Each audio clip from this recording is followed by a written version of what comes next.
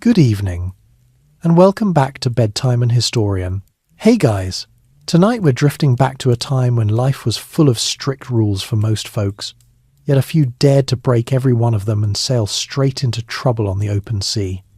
We're following the story of Bonny, a woman whose short time as a pirate in the early 1700s turned her into one of the most talked about figures from that wild era of Caribbean buccaneers. Imagine the salt air, the creak of wooden ships, and the constant push and pull between the old ways back in Europe and the rough new chances in the colonies.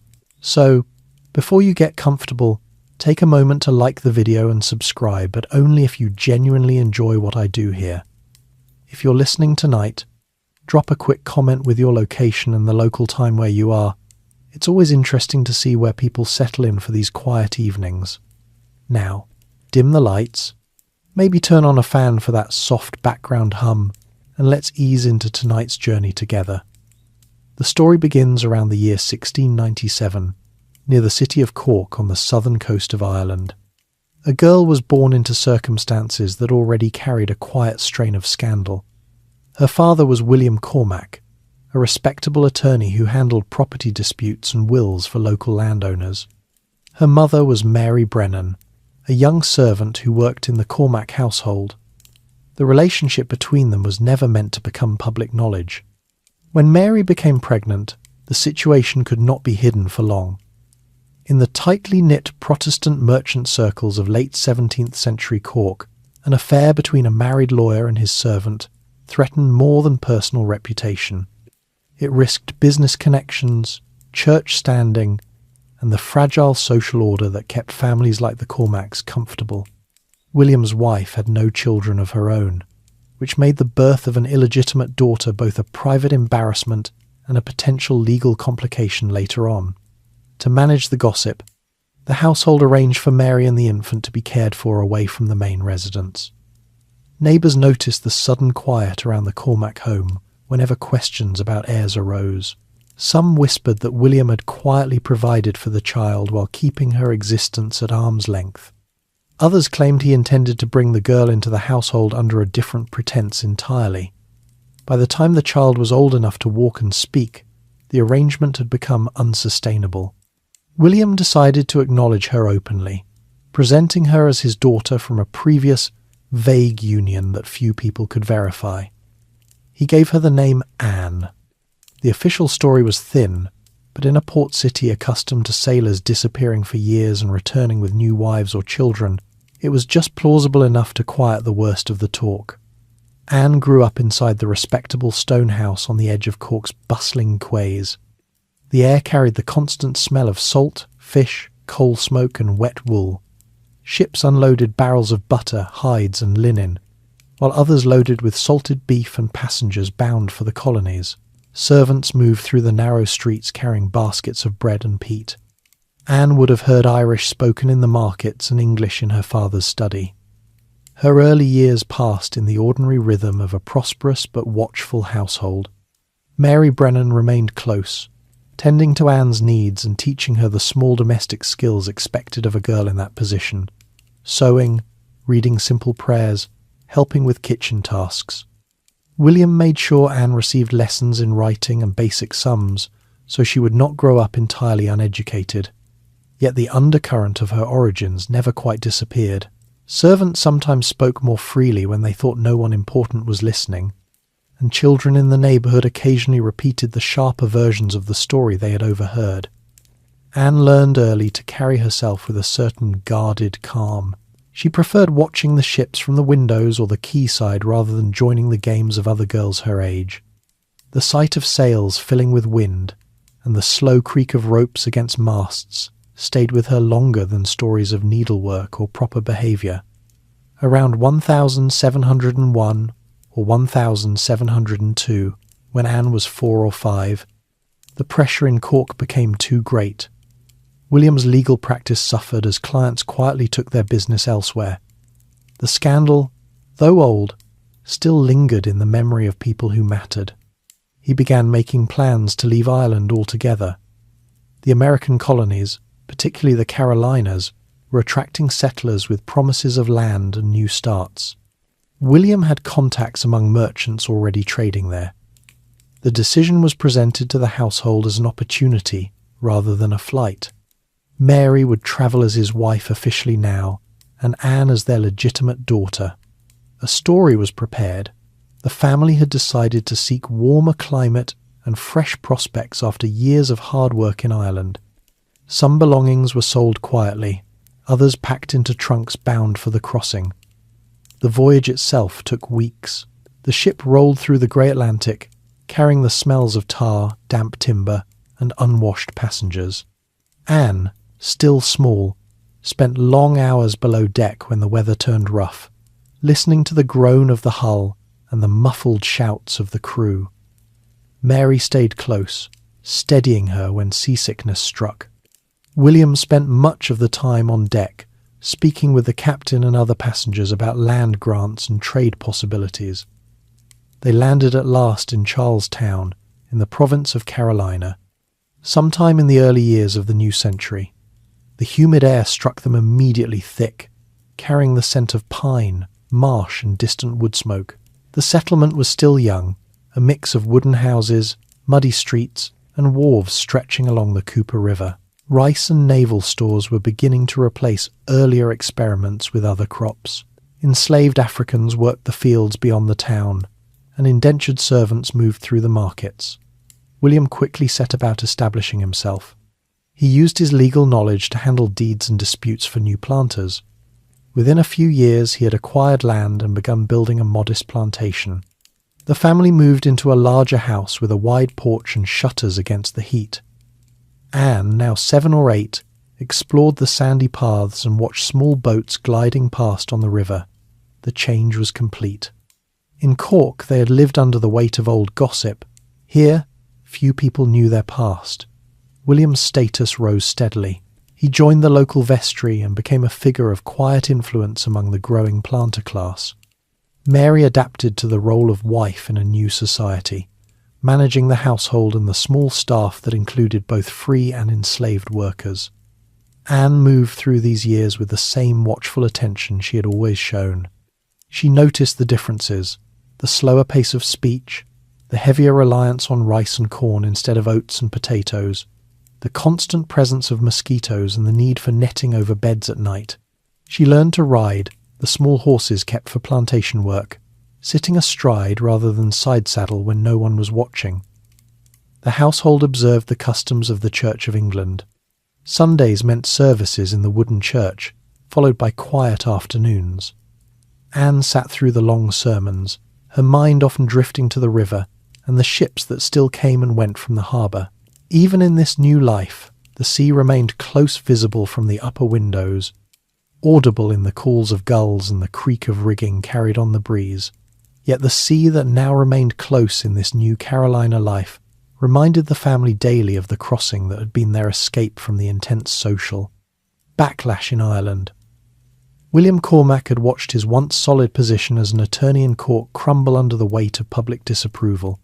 The affair with Mary Brennan had been tolerated in private, but once the birth became impossible to hide, the merchant families who supplied his clients began to withdraw their business one by one.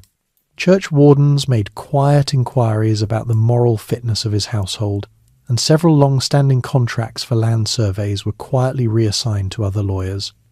Even the servants in neighbouring homes began to refuse errands to the Cormac door. To leave without drawing further attention, William arranged a careful sequence of steps. The family first travelled north to a small port town in England under the pretence of visiting relatives for health reasons. They spent nearly a month there, staying in modest lodgings and letting local talk spread that they were a respectable couple seeking warmer climates after years of Irish damp. This short stay allowed them to board a larger vessel leaving from a busy English quay rather than the familiar Cork docks, where their names might still have raised eyebrows. The trunks were labelled with a simple family name, and the story they carried was that of a routine relocation prompted by opportunity in the colonies. The Atlantic crossing stretched over 7 weeks of rolling grey water and cramped quarters below deck. Young Anne, barely 5 at the time, spent most days clinging to her mother's side while the ship pitched through heavy swells. The air below was thick with the smell of bilge water, salted pork, and the unwashed clothes of dozens of other passengers. Meals came as hard biscuit and thin stew ladled from a shared pot, and fresh water was rationed so strictly that everyone learned to sip slowly. When storms struck, the crew lashed the hatches shut and the passengers lay in their narrow bunks listening to the timber groan and the waves crash overhead. Mary kept Anne occupied with simple counting games and quiet songs in Irish, anything to distract from the constant motion and the fear that the hull might give way. William spent his hours on deck when weather permitted, talking with the captain about trade routes and the price of rice in Carolina, gathering whatever scraps of information he could to prepare for the life ahead. Landing at last in Charlestown brought an immediate rush of new sensations. The air felt heavier and warmer, carrying the sharp scent of marsh mud and pine resin. The wooden wharves were crowded with barrels of naval stores and bales of cotton, while small boats ferried goods up the Cooper River. The family stepped ashore with only the belongings that had survived the voyage, their clothes stiff with salt. For the first weeks, they rented a single room in a boarding house near the market square, where enslaved workers carried water and firewood past the door each morning. William used his remaining savings and letters of introduction to secure a small plot of land outside town. He began filing simple deeds for other planters, slowly rebuilding the network he had lost in Cork. Mary adapted quickly to the household routines of the colony. She learned to cook with cornmeal instead of oats, boiling it into thick porridge sweetened with molasses that the family ate at a rough pine table. Clothing changed too. Lighter linens replaced the heavy wool of Ireland, and wide-brimmed hats became necessary against the glaring sun. Anne, still small, followed her mother through the sandy yard, watching the enslaved field hands move between rows of young rice plants. The plantation house they eventually built was modest, one story with a broad porch raised on brick pillars to catch any breeze. Inside, the rooms smelled of fresh-cut cedar and the smoke from the cooking hearth. The political and social forces of the young colony shaped every part of their adjustment. Carolina was still recovering from earlier conflicts with the Spanish to the south and the native tribes to the west. Governor Moore had recently led expeditions that brought back captured Indians sold into slavery, and the trade in enslaved Africans was expanding rapidly to meet the demand for rice cultivation. William kept his opinions measured in public, focusing instead on drafting clear contracts that protected the small planters against larger landowners. He joined the local militia drills on Saturdays, marching with other men in the dusty square while Anne watched from the shade of a live oak. The family attended services in the wooden Anglican church, where sermons reminded everyone of the need for order in a frontier settlement. Inside the household, the memory of the Irish scandal lingered in small, unspoken ways. William spoke less freely at meals, choosing his words with the caution of a man who had once lost everything to gossip. Mary carried herself with a quiet dignity, managing the few servants and the kitchen garden with steady hands that showed no sign of the strain she had endured. Anne sensed the careful distance between her parents and the world outside. She noticed how her father paused before answering questions about their past, how her mother glanced toward the door whenever visitors arrived. These habits became part of daily life without ever being named. As the months turned into years, the plantation began to produce its first modest harvests. Rice fields flooded and drained according to the tides, and the family stored the surplus in wooden sheds beside the river. Anne, now 8, helped carry water to the workers and learned the rhythm of the seasons, planting in spring, weeding through the humid summer, harvesting before the autumn storms. She developed a habit of slipping away to the riverbank whenever the work slowed, sitting on a fallen log to watch the small trading sloops pass. The water was brown and slow-moving, nothing like the crashing waves of the Atlantic crossing, but it still pulled at her attention. The culture of the colony mixed English traditions with practical adaptations. Sundays remained quiet, with long sermons followed by simple meals of roasted chicken and cornbread. Evenings often ended with stories told around the hearth about earlier settlers who had survived Indian raids or hurricanes. William kept account books by candlelight, recording every bushel and every shilling, determined that the new start would not slip away. Mary taught Anne basic sewing and reading, using a worn primer brought from Ireland. The girl's fingers grew calloused from helping in the garden, and she began to carry herself with the same guarded watchfulness her parents had developed during the difficult years of transition. Social ranks in Charlestown were still fluid, but clear lines existed between the planter families and the labourers. The Cormacs occupied a middle ground, respectable enough to be invited to occasional dinners, but not wealthy enough to host them. William's legal skills earned him steady work, yet the shadow of their origins meant they never spoke openly about the past. Neighbours occasionally asked how they had come to the colony, and the family answered with the practice story of opportunity and health. No one pressed further. Daily routines settled into a steady pattern. Breakfast was corn porridge with a bit of salt pork. Midday meals were taken in the fields or under the porch shade. Supper brought everyone together to discuss the weather, the price of lumber, or the latest news from England carried by incoming ships.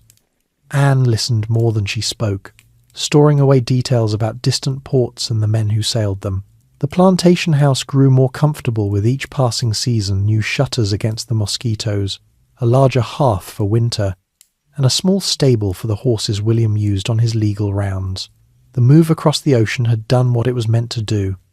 The family had left the worst of the Irish backlash behind, but the experience had marked them in ways that showed in small daily choices. William worked longer hours to secure their position. Mary maintained a calm order in the home that kept any lingering gossip at bay. Anne absorbed the lesson that safety came from careful silence and steady work. The sea that had carried them here still lay just beyond the fields, a constant presence that would later pull her attention in directions none of them could yet imagine. Settling in South Carolina, the arrival in Charlestown marked the true beginning of a different existence for the Cormac family.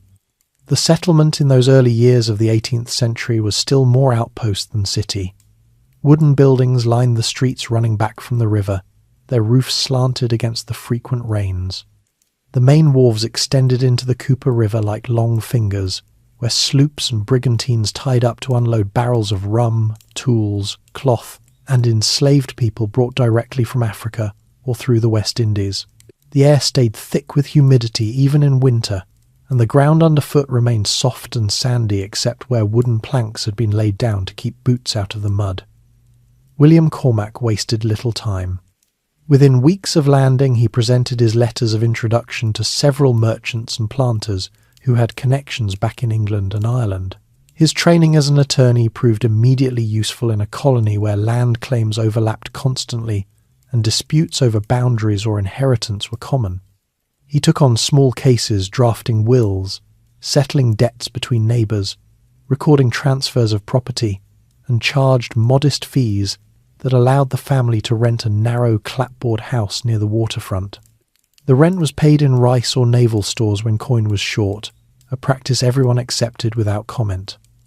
The household settled into routines shaped by the climate and the economy. Mornings started before dawn with the sound of roosters and the low voices of enslaved workers heading to the fields.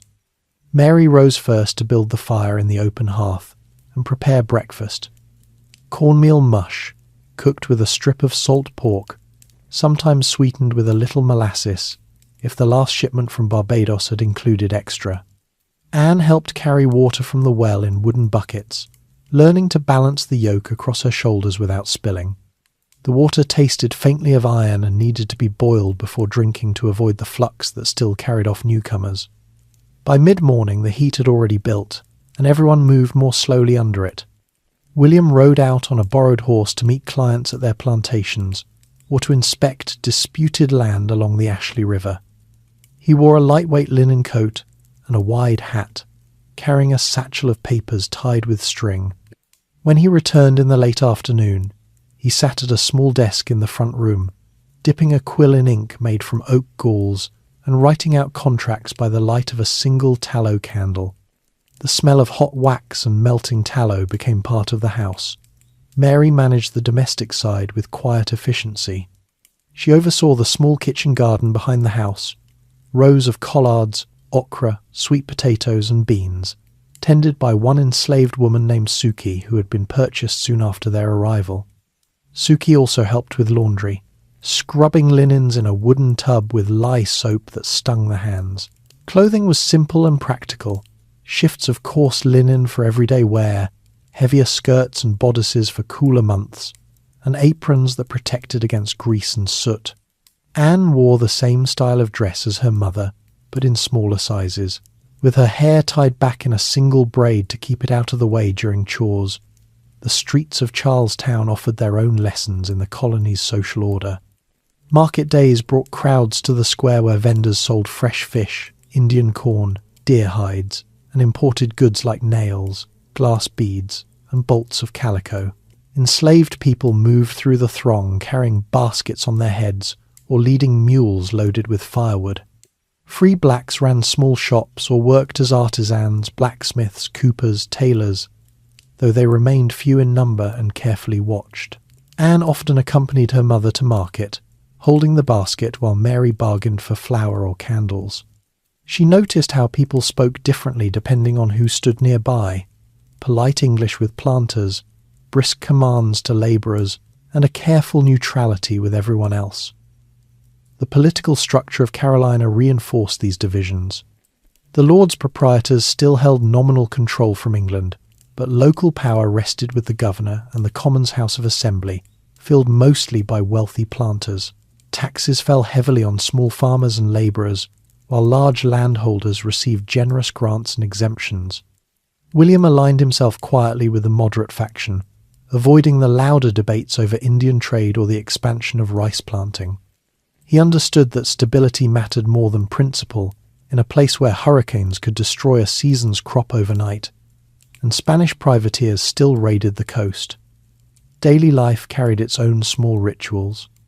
Evenings brought the family together around a trestle table for supper, often a stew of turtle, rice, and whatever vegetables were ready, eaten with wooden spoons.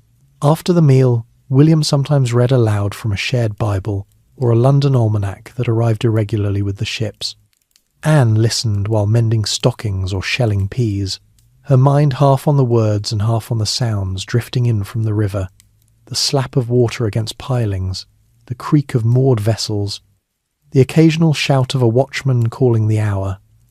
As the years passed, William's practice grew. He acquired his first parcel of land, 100 acres along a creek, where rice could be planted with tidal irrigation. The family moved to a larger house on the plantation itself, a 2-room structure with a detached kitchen and a porch that caught the evening breeze off the water. The new home stood on slightly higher ground to avoid flooding, surrounded by live oaks draped in Spanish moss. Anne, now 10 or 11, spent more time outdoors. She learned to ride the sturdy ponies kept for plantation errands, sitting astride with her skirts tucked up when no adults were watching. She developed a habit of walking the rice fields in the late afternoon, watching the water flood and drain through the trunks that controlled the flow. The presence of slavery shaped every aspect of daily existence. Enslaved workers, men, women, and children, lived in small cabins behind the main house. They rose before light to tend the fields, repair tools, or fish the creeks for extra food. Their labour produced the rice that paid for imported goods and allowed William to expand his holdings. Anne saw them at close range, the way they moved in rhythm through the rows, the songs they sang in low voices to keep time, the careful way they avoided direct eye contact with the family unless spoken to. She heard fragments of Gullah spoken among them, a language blending English with African words and structures that she could not fully understand but recognized as different from the speech of the house. Social customs remained strict, especially for girls of Anne's station. She was expected to learn household management, baking bread, preserving fruit, overseeing laundry so she could one day run a home of her own. Yet she resisted the finer points of needlework and deportment. When visitors came, usually other planters or merchants, she sat quietly in the corner, listening to talk of crop prices, militia musters, and news from London that arrived months late. The conversations rarely included her, but she absorbed the undercurrents, the fear of Spanish incursions, the tension over runaway slaves heading south to Spanish Florida, the constant calculation of profit against weather and disease. Through all of this, the sea stayed near. Charlestown remained a port first and foremost. Ships brought news, goods and people, sailors with sunburned faces and stories of storms in the Caribbean, merchants negotiating deals over rum and sugar, passengers seeking new starts after failures elsewhere. Anne often slipped down to the wharves when chores allowed, standing at the edge of the dock to watch the vessels unload. The smell of tar and rope, the rattle of blocks and chains, the shouts of men hauling cargo, all of it felt more alive than the slow rhythm of the plantation. She began to linger longer each time, unnoticed at first, then noticed but not yet corrected. The years in Carolina hardened the family's new identity. William became known as a reliable attorney and a steady planter. Mary managed the household with calm competence. Anne grew taller, stronger, and more restless, carrying inside her the same guarded watchfulness that had helped them survive the scandal in Ireland and the uncertain crossing. The humid air, the muddy river, the constant labour of the fields, and the distant call of ships combined into the background of her adolescence, shaping habits and ambitions that would soon pull her away from the life her parents had so carefully rebuilt. Mother's death and fiery youth Mary, Brennan's health began to fail gradually in the summer of 1709. She was then in her early 30s, worn down by the years of adjustment to Carolina's climate, the constant work of managing a growing household, and the lingering effects of the Atlantic crossing that had never fully left her body.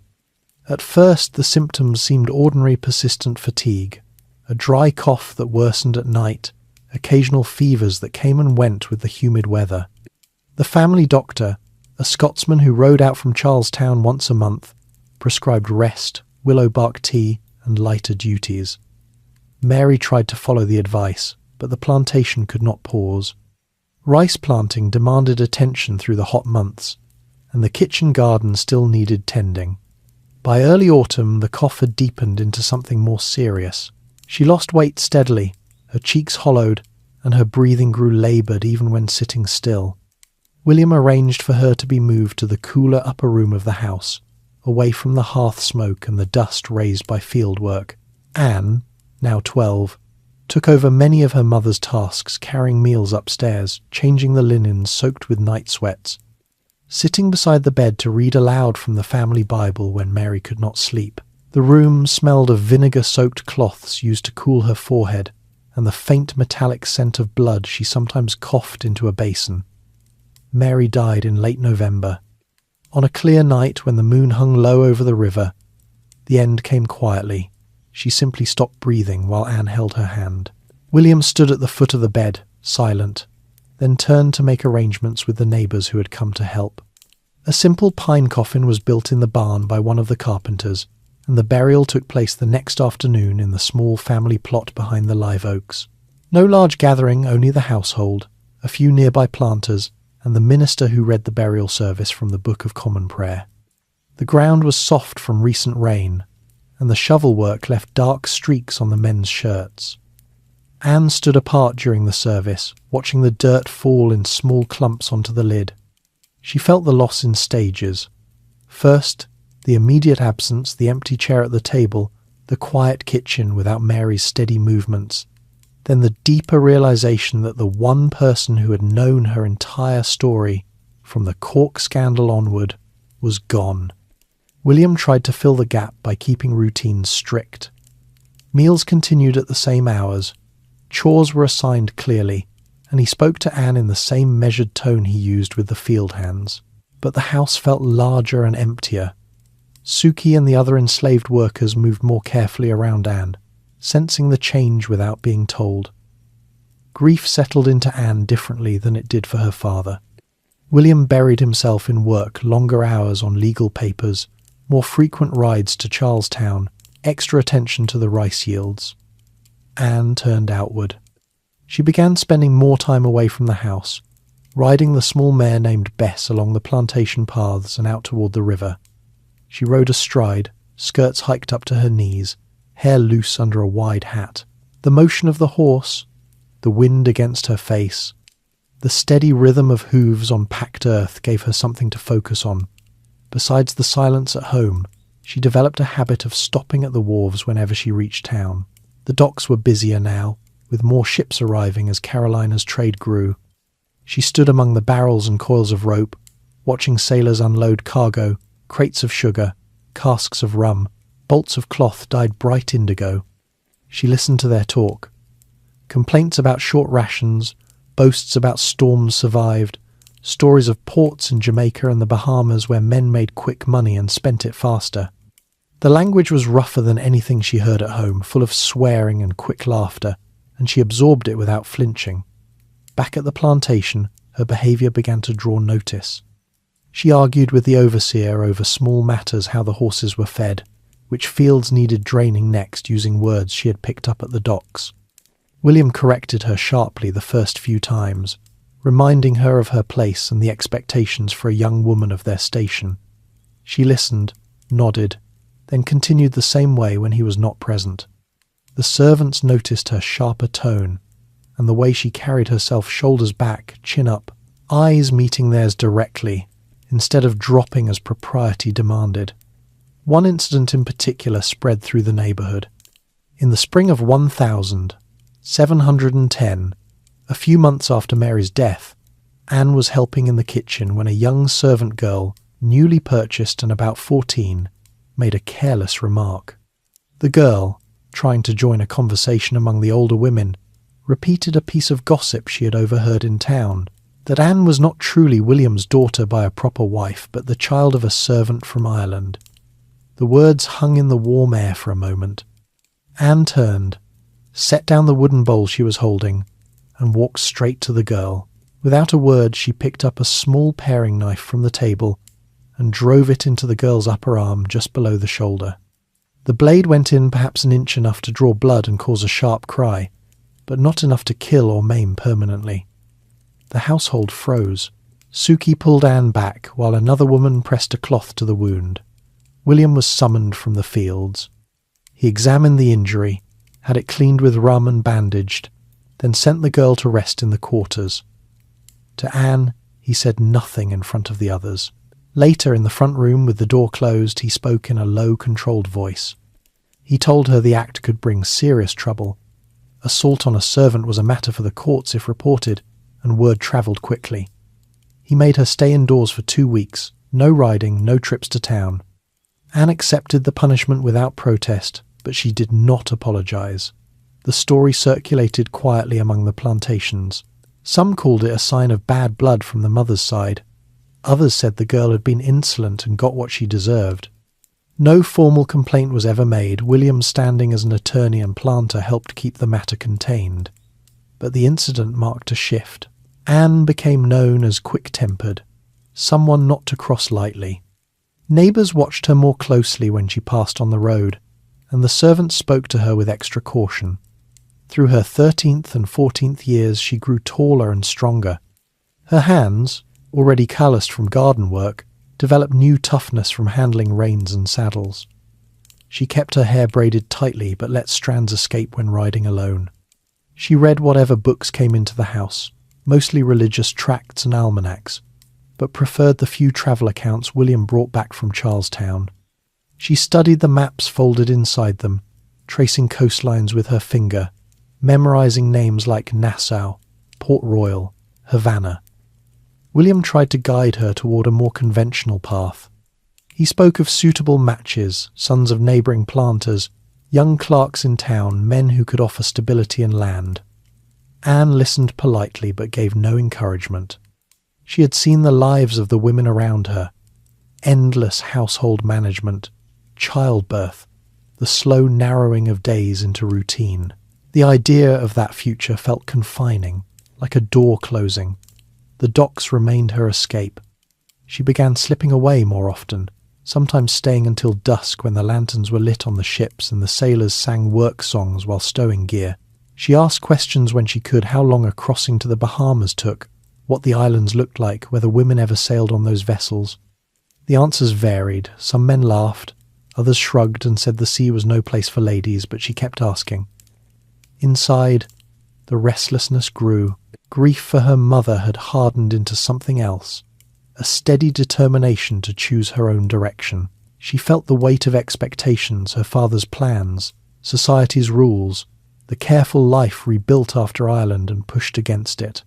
The sea, visible from every high point on the plantation, offered the clearest alternative. Not yet a plan, but a pull that strengthened with each passing month. Rebellion against expectations. Anne reached her 16th year in 1713 with a clear sense that the life laid out for her no longer fit. William Cormac had begun speaking more frequently about marriage prospects. He mentioned names during supper: Thomas Fenwick, the son of a neighbouring rice planter whose fields bordered theirs to the north, or young Mr. Rutledge, recently arrived from England with a small inheritance and ambitions to enter the legal trade under William's guidance. These conversations were presented as practical discussions: land that could be joined, alliances that would strengthen the family's position in the growing colony, security for a daughter who would one day need a household of her own. Anne responded with short nods and brief answers. She understood the logic. Carolina's planter society rewarded careful marriages. Women who married well gained access to more slaves, larger acreage, and social invitations to the governor's house in Charlestown. Yet each mention of a suitor tightened something inside her. She pictured the years ahead. Mornings spent directing house slaves, afternoons overseeing sewing circles, evenings hosting dinners where men talked crops and politics while women managed polite smiles. The image felt like a slow suffocation. She began spending less time in the house during daylight hours. After morning chores, milking the few cows kept for the family's use, sweeping the wide porch, helping Suki prepare the midday meal, she would saddle Bess and ride out along the creek paths. The mare knew the routes by heart, narrow trails through pine woods where sunlight filtered in long shafts, past stands of cypress draped in moss, down to the brackish edges where the river met the sea. Anne rode without a side saddle, legs gripping the horse's sides, skirts bunched at her waist. The freedom of movement, the wind pulling at her braid, the absence of watching eyes gave her a temporary release from the weight of expectation. The port of Charlestown drew her most often. The town had grown noticeably since their arrival a decade earlier. New brick warehouses lined the waterfront, their upper stories used as counting houses. Taverns clustered near the docks, low wooden buildings with signs painted in faded red and gold, where sailors and merchants mixed with local tradesmen. Anne tied Bess to a post outside one of the quieter ones, the Blue Anchor, and slipped inside when the crowd was thin. She sat in a corner near the open window, nursing a small mug of small beer, and listened. The talk inside carried the pulse of the wider world. Men spoke of the Treaty of Utrecht, signed the previous year, which had ended the long war with Spain and France. Privateering commissions had dried up overnight. Ships once licensed to prey on enemy vessels now faced unemployment, or the choice to turn pirate outright. Captains grumbled about reduced trade, while others boasted of quick runs to the Bahamas where law was thin and opportunities thick. Anne absorbed the details without interrupting. The names of vessels, the routes through the Windward Passage, the prices fetched for captured cargo in Nassau or Port Royal. She asked questions when the moment felt safe, usually to an older sailor nursing his own drink alone. How long did a sloop take to reach New Providence? What sort of men crewed those ships? Were there rules aboard, or did each captain make his own? The answers came gruff but patient. A good captain shared spoils fairly, they said. A bad one kept everything and risked mutiny. Women rarely sailed, though a few had crossed as passengers or disguised servants. The idea lodged in her mind without fanfare. Back at the plantation, tensions mounted. William noticed her absences and the salt stains on her skirts from dockside spray. He questioned her sharply one evening after she returned late, hair tangled and cheeks flushed from the ride. She answered that she had been checking the fences along the creek, a believable excuse since storms had recently toppled several posts. He accepted it, but warned her against wandering too far. The roads were not always safe, with runaway slaves and deserters moving through the woods. Anne kept her routine.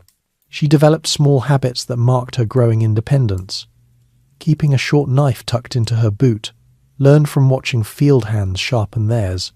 tying her hair in a practical knot instead of the neat coils expected of young ladies, practicing knots with scraps of rope she brought home from the docks, bowlines, clove hitches, sheet bends until her fingers moved automatically. These were quiet acts of preparation, done in the privacy of the stable or her small bedroom under the eaves. Social events became another point of friction. William arranged for her to attend a series of dinners and assemblies in Charlestown gatherings, where eligible daughters were displayed like goods at market. She went, when required, dressed in the best linen gown the household possessed, hair pinned with borrowed combs. At the tables she sat straight-backed and spoke when spoken to, but her answers were brief and her eyes drifted toward the windows overlooking the harbour. Other girls her age chatted easily about needlework patterns or the latest London fashions carried on incoming ships. Anne found little to add. When dancing began after supper, she joined the sets with mechanical steps, her mind elsewhere. One such evening in the spring of 1714 stood out. The gathering was at the home of a wealthy merchant on Meeting Street. The rooms were lit with wax candles, the air thick with perfume and tobacco smoke. Anne wore a borrowed gown of pale blue silk, tight at the waist and heavy with petticoats. During the interval between dances, a young clerk, polite, well-spoken, clearly interested, approached her with compliments on her grace and questions about plantation life. She answered courteously but without warmth. When he pressed for a second dance, she excused herself, claiming the heat, and slipped out to the veranda. Alone in the dark, she leaned against the railing, breathing the cooler air off the river. Lanterns bobbed on anchored ships, and faint singing carried from a nearby tavern. The contrast struck her sharply. Inside the ordered world of candlelight and polite conversation, outside the rough, moving world of water and wind. She stayed until the music resumed, then returned only long enough to tell her chaperone she felt unwell. The ride home in the carriage was silent. William said nothing, but his face was set. The inner conflict sharpened through the following months. She felt the pull of two directions. One led to the life her father planned: marriage, a house much like the one she lived in now, children, the slow accumulation of land and status. The other led toward the docks, the ships, the stories of men who answered to no one but their articles and their captain. The second path carried risks she could name: disease, storms, capture by the navy, betrayal by a crew, but it also offered motion, choice, the absence of fixed roles. She began keeping a small notebook hidden under a floorboard in her room. In it, she jotted fragments, names of vessels she had seen tied up, distances between ports mentioned in conversation, rough sketches of rigging copied from sailors' idle drawings on barrel staves. These were not plans yet, only records of possibility. She read them by candlelight after the house slept, tracing the words with her finger as if they might lead somewhere concrete. William's efforts continued. He invited Thomas Fenwick to supper one Sunday in late summer. The young man arrived on a good horse, dressed in a fine coat, carrying a small gift of imported tea for the household. Conversation stayed polite. Crops, weather, the price of indigo. Anne sat across from him, answering questions about her reading and her skill at the harpsichord, which she played adequately but without pleasure. After the meal, Fenwick walked with her in the garden under the live oaks. He spoke of his plans to expand his father's holdings, of building a new house nearer the river. Anne listened, nodded, offered no encouragement. When he left, she watched his horse disappear down the lane, then returned to the stable to brush Bess until her arms ached. The rebellion remained mostly internal. She did not shout or slam doors. Instead, she withdrew further into silence at home, spoke less at meals, spent more hours away. William noticed the change but attributed it to lingering grief or youthful stubbornness. He believed time and a good match would correct it. Anne knew otherwise. The expectations pressing on her from her father, from society, from the careful life rebuilt after Ireland had become a cage she could feel closing. The sea, visible every day from the fields and the porch, represented the only opening she could see. Time. Marriage to James Bonny. The pull toward the docks grew stronger through the winter of 1714 and into the following spring. Anne found herself riding to Charlestown 2 or 3 times a week, always with a reason that could pass inspection, fetching nails for fence repairs, collecting letters from the post office, or checking on a shipment of seed corn William had ordered. Each visit ended the same way. She tied the mare outside the Blue Anchor or the Crown and Compasses and stepped inside for a short while. The taverns were dim even in daylight, their floors scattered with sawdust to absorb spilled drink and tobacco spit. She chose a bench near the back wall, paid for a mug of small beer with coins saved from household errands, and listened. James Bonny first appeared among the crowd one afternoon in early summer. He was an ordinary sailor, perhaps 25, with the sun-browned face and calloused hands of someone who had spent years on merchant vessels. His clothes were plain, a checked shirt faded from washing in seawater, canvas trousers patched at the knees, and a wool cap pulled low against the glare. He had come off a brigantine that had just unloaded sugar from Barbados and was waiting for a new berth. The other men knew him by name. He spoke little but carried himself with the easy confidence of someone accustomed to long voyages and short paydays. Anne noticed him because he sat apart, nursing his drink slowly and watching the room without joining the louder conversations. When their eyes met once across the smoky space, he gave a small nod of acknowledgement. Nothing more. Over the next weeks the pattern repeated. He appeared on days when his ship was in port, always quiet, always listening more than speaking. She learned fragments of his background from overheard remarks. Born in England, served on several trading sloops out of Bristol and London, no family waiting anywhere, content with the sea as his only steady home. He had no grand ambitions beyond steady wages and occasional prizes when privateering commissions were still available. Their connection formed gradually through small exchanges at the edge of the crowd. He would mention a route he had sailed past the Bahamas, through the Florida Straits, and she would ask a single question about wind patterns or the look of the islands. His answers were direct and practical. Nassau was a collection of shacks and tents on New Providence, full of men who had turned to piracy after the war ended, living by their own rules because the royal governors had not yet reached that far. The place sounded raw and alive, free of the plantation routines that pressed on her at home. She stored every detail without showing excitement. At the plantation, the pressure from William increased steadily. He had arranged another meeting with Thomas Fenwick, this time inviting the young man for a full day of riding the fields together. Anne endured the visit with the same outward politeness, but inside she felt the walls closing tighter.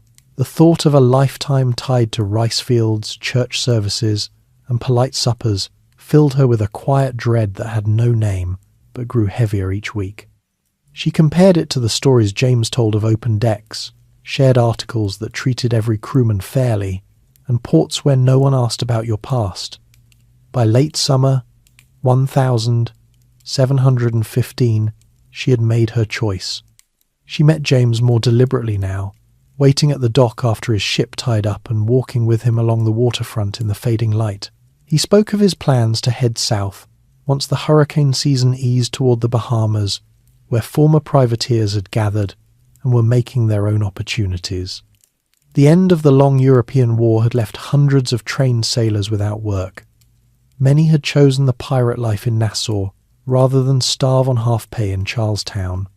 James was considering joining them, not out of rebellion but because the pay was better and the rules simpler. Anne told him her own situation in plain terms.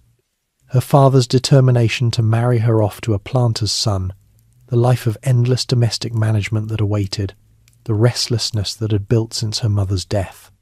James listened without judgment. He offered no promises of wealth or safety, only the reality of shipboard life, hard work, shared danger, and the freedom to leave when the articles no longer suited. That honesty matched her own mood. Within a few weeks they agreed to marry. The decision felt less like romance and more like a practical step toward the path she had been watching from the docks.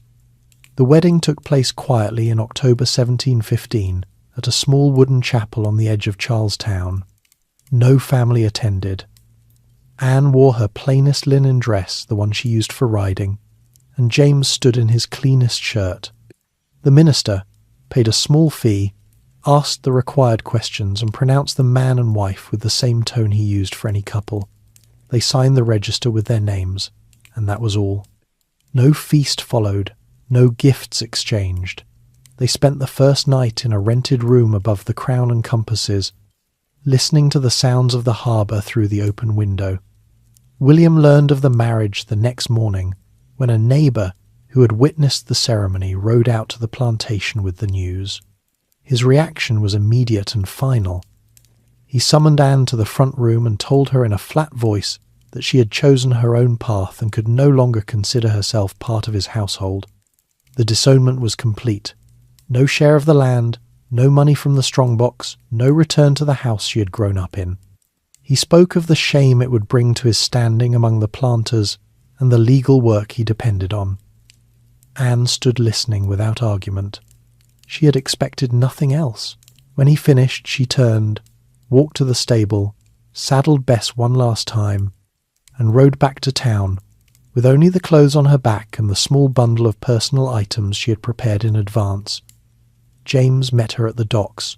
He had already arranged passage on a trading sloop bound for New Providence, leaving within the week. The vessel was small, 30 tons, carrying general cargo and a handful of passengers seeking their own fresh starts. The couple paid for their berths with the last coins James had saved from his previous voyage. Anne felt a strange calm settle over her as they waited on the wharf. The plantation life she had known since childhood was behind her now, cut off as cleanly as the scandal in Cork had once been left behind. What lay ahead carried uncertainty storms, scarce food, the rough company of sailors, but it also carried motion. The days before departure passed in the rented room. Anne adjusted to the new daily rhythm. Simple meals of bread and cheese bought from street vendors. Evenings listening to James describe the articles most crews followed in Nassau, equal shares of prizes. No punishment without a vote. Care for the injured from the common fund. She asked about the women who lived there.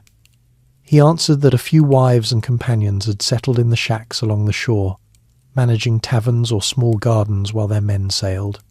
The place was not respectable by Carolina standards, but respectability had never been her goal. On the morning of departure, the sloop cast off with the tide. Anne stood at the rail watching Charlestown shrink behind them, the spire of St. Philip's Church, the warehouses along the Cooper River, the distant line of live oaks marking the plantations. William did not come to the dock. She felt no regret, only a steady forward pull. James remained beside her, pointing out familiar landmarks as they cleared the harbour mouth and the open sea opened ahead. The voyage south took nearly 3 weeks. Slowed by contrary winds and a brief stop at a small island for fresh water, conditions aboard were cramped. Passengers slept on deck when weather allowed.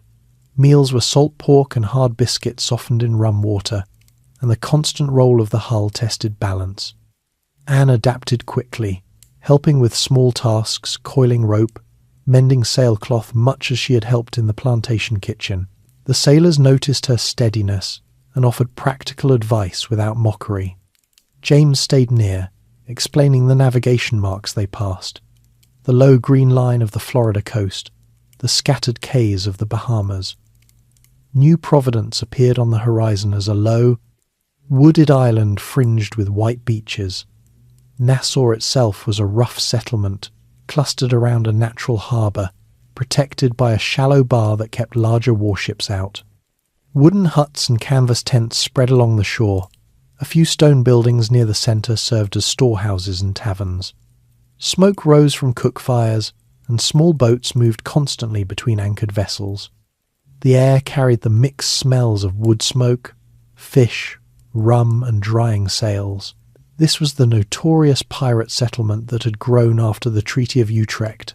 Hundreds of men who had once held privateering commissions, now operating outside any king's law, choosing their captains by vote and dividing spoils according to simple articles.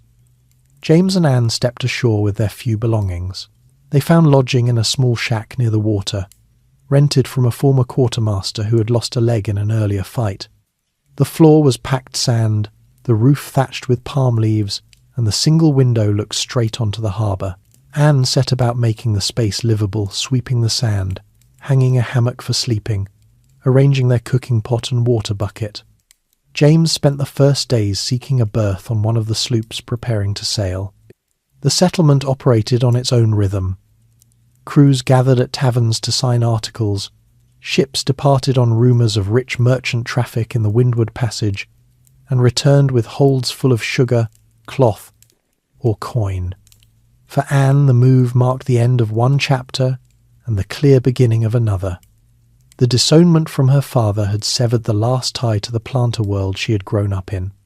Nassau offered no guarantees food could run short when prizes were scarce. Disease moved through the crowded huts, and the British authorities in Jamaica were already sending warnings about the growing pirate presence. Yet the daily sights and sounds matched the restlessness she had carried since childhood. Sails filling with wind, men planning voyages by consensus, the sea stretching outward in every direction. James settled into the routine easily, his quiet competence fitting the loose order of the place. Anne felt the same quiet competence rising in herself, ready for whatever the next weeks would bring. Move to the Bahamas. The first weeks in Nassau passed in a steady rhythm of small adjustments that turned the rough settlement into something familiar. The shack Anne and James rented sat on a narrow strip of sand just above the high tide line, its palm thatch roof leaking during the short afternoon showers that came almost every day. Inside, the single room held only the hammock they shared, a low table made from a salvaged hatch cover, and a clay pot for cooking over an open fire pit outside. Anne swept the packed sand floor each morning with a bundle of dried palm fronds, then walked the short distance to a communal well to fill the water bucket. The water tasted brackish, but was safer than the open barrels left standing in the sun. The streets of Nassau were little more than wide sandy paths worn down by bare feet and cartwheels. They wound between clusters of huts built from driftwood, canvas, and whatever planks could be scavenged from broken ships. No formal plan guided the layout. Men simply claimed a spot, drove stakes, and raised walls. Taverns stood every 50 yards or so, open-sided structures, with thatched roofs and long benches where crews gathered between voyages. The largest, called the Fortune or the Black Dog, depending on who owned it that month, stayed open from first light until the last man staggered out. Rum flowed from shared casks, served in coconut shells or dented tin mugs. Anne learned quickly to move through these places with purpose, carrying a small basket of bread or fruit she bought from the few women who kept garden patches behind their huts. She kept her eyes forward and her voice low, but she listened to every conversation. James spent his days seeking steady work. He signed onto small sloops that left the harbour on short raids or trading runs to nearby islands. The pay came in shares of whatever cargo they took: sugar, cloth, coins, or sometimes just barrels of salted fish. When he returned, he brought back small amounts of money that kept the shack supplied with rice, salt pork, and the occasional fresh turtle caught by local fishermen. He spoke little about the voyages themselves, only the practical details: how many men were needed for the watch, what the articles of agreement said about dividing spoils, and which captains could be trusted to honour their word. Anne noticed he had begun carrying a short cutlass at his belt and a pistol tucked into his waistband, items he cleaned and oiled each evening by the firelight. The broader shift happening around them gave the settlement its restless energy. The War of Spanish Succession had ended in 1713 with the Treaty of Utrecht, closing the long years of fighting between Britain, France, and Spain. Thousands of sailors who had served on privateers, legal raiders holding royal commissions, suddenly found themselves without employment. Many of those same men had drifted to Nassau because the island lay outside easy reach of any royal governor. What had once been licensed attacks on enemy ships turned into outright piracy against any vessel that looked profitable. Crews voted on their captains, wrote simple articles that promised equal shares and care for the wounded, and sailed out in small, fast sloops that could slip through shallow channels where larger warships could not follow. Anne watched these crews assemble at the taverns, men from England, Ireland, Scotland, the colonies, even a few French and Spanish deserters. They spoke of rich merchant ships moving through the Windward Passage carrying sugar from Jamaica or silver from the Spanish Main. Anne adjusted her own habits to match the loose order of the place. She took in laundry for several crews, washing shirts and trousers in a wooden tub behind the shack and hanging them on lines strung between palm trees. The work brought in extra coins and gave her a reason to move freely among the huts. She learned which women had come with their husbands and which had arrived alone, some running small cook shops that sold stewed conch and corn cakes to hungry sailors. Food was simple and irregular, whatever arrived with the ships or could be caught in the shallow waters. She kept a small garden patch of her own, planting sweet potatoes and beans in the sandy soil, weeding it early each morning before the sun grew too hot. Social rules in Nassau were few and practical. Men settled disputes with fists or knives in the open street, and the rest of the settlement stepped aside until the matter ended. Women were expected to manage their own affairs. No one inquired too closely about past lives or legal marriages back in the colonies. Anne carried herself with the same steady calm she had developed on the plantation, answering questions directly but volunteering nothing extra. She avoided the worst of the drinking crowds at night, staying inside the shack when the taverns grew loud and fights spilled into the paths. James warned her once about certain captains known for forcing women aboard, but he trusted her judgment and left her to her own routines. By the middle of 1717, the settlement had grown noticeably. More sloops anchored in the harbour, their decks low in the water from recent prizes. News travelled by word of mouth.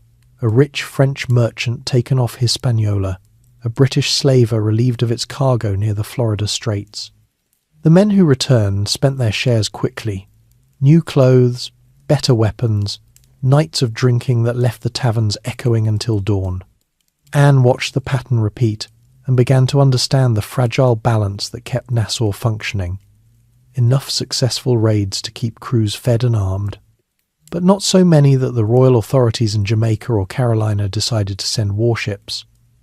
James's work changed in the spring of 1718, when a new governor arrived from England. Woodes Rogers, a former privateer himself, had been sent with a royal commission to restore order in the Bahamas. He brought a small squadron of warships and a clear mandate to offer pardons to pirates who surrendered, or to hang those who refused. The settlement reacted in waves. Some crews accepted the pardon and turned to legitimate trade, others slipped away to more remote cays, and a few openly defied the new authority. James saw opportunity in the shift. He began carrying messages between Rogers's headquarters in the half-finished stone fort and certain captains who wanted to negotiate terms without losing face. The work was quiet slips of paper passed at night, brief meetings in back rooms of taverns, and it paid better than crewing a sloop. Anne asked few questions. She understood that survival in Nassau now required careful alignment with whoever held the strongest hand at any given moment. The streets took on a different tension under the new governor. Rogers posted notices offering full pardons for those who swore loyalty to the king and gave up piracy. Some men burned the papers in public. Others quietly lined up at the fort to sign their names. Taverns that had once echoed with boasts now carried cautious conversations about who could be trusted and who might inform on the rest. Anne continued her laundry work and garden patch, but she moved more carefully, noting which faces disappeared and which new officials walked the paths with armed escorts. James returned from his meetings with small amounts of coin and occasional news. A pardon accepted here, a sloop seized there. He kept his role as informant private, speaking of it to Anne only in low tones after dark when the harbour was quiet. Daily life settled into a new balance. Mornings still began with the water bucket and the garden. Afternoons brought the steady rhythm of washing and mending. Evenings, when James was home, they ate simple meals of fish stew and cornbread beside the fire pit, listening to the waves and the distant voices from the taverns. The end of the war had turned the entire region into a place where former privateers tested the limits of law, and Nassau stood at the centre of that testing. Anne felt the change in the air, less open celebration, more guarded movements, but she also felt the same steady forward motion that had carried her from Carolina. The settlement offered no guarantees of safety or wealth, yet it allowed choices that the plantation life had never permitted. James's new work with Rogers added another layer of quiet calculation to their days, a practical response to the tightening grip of authority that was slowly closing around the pirate world they had joined. Encounter with Calico Jack. The arrival of John Rackham in Nassau changed the daily atmosphere of the settlement in subtle but noticeable ways. He had been sailing for several years already, mostly on small sloops out of Jamaica and the Windward Islands, taking what prizes he could under the loose rules of the post-war years. By late 1718 he had earned the nickname Calico Jack, from the bright striped calico breeches he favoured cloth bright enough to stand out on deck even in the dim light of a storm.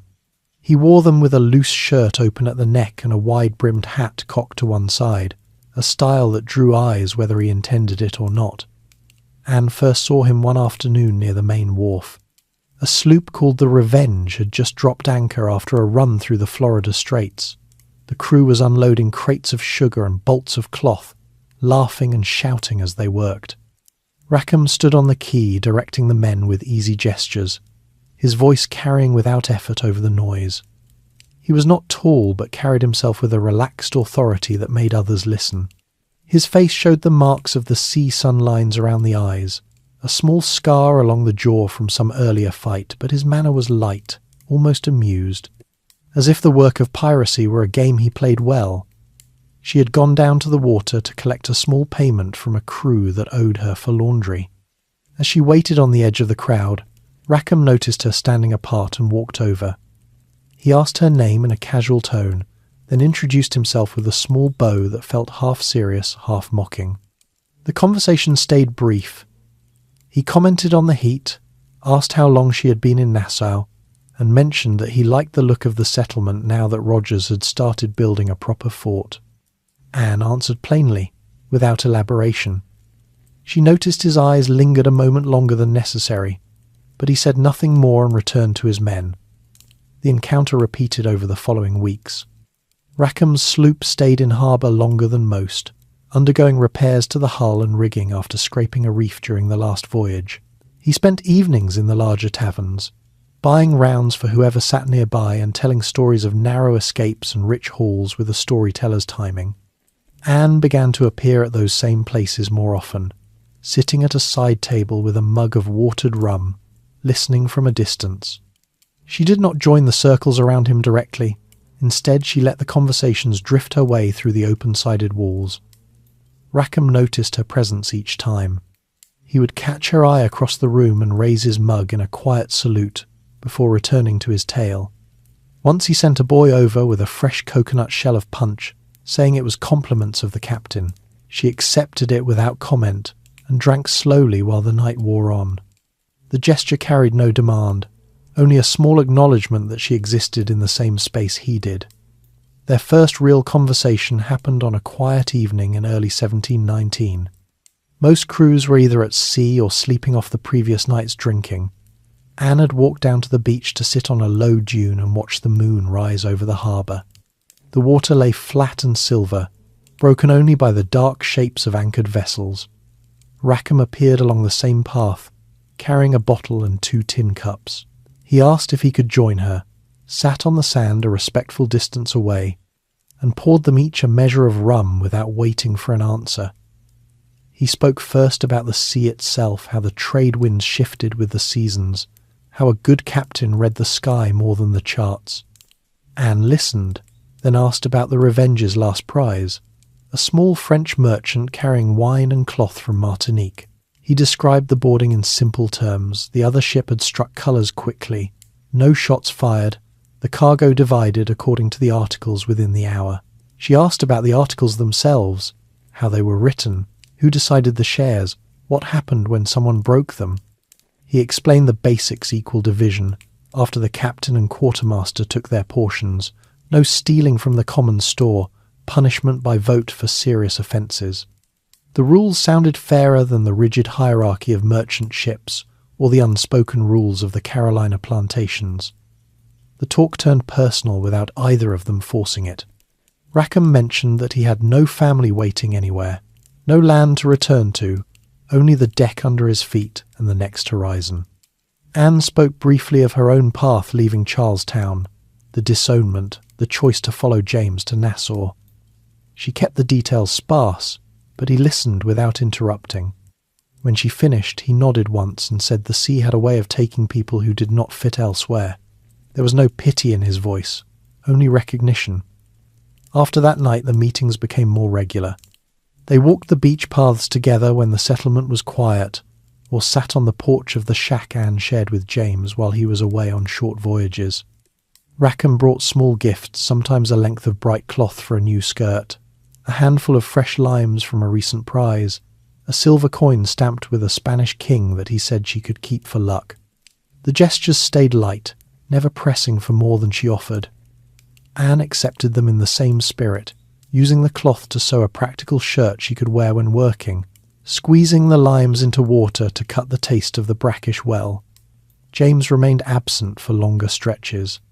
His work as an informant for Governor Rogers kept him moving between the fort and the taverns, passing messages and gathering names of captains who refused the pardon.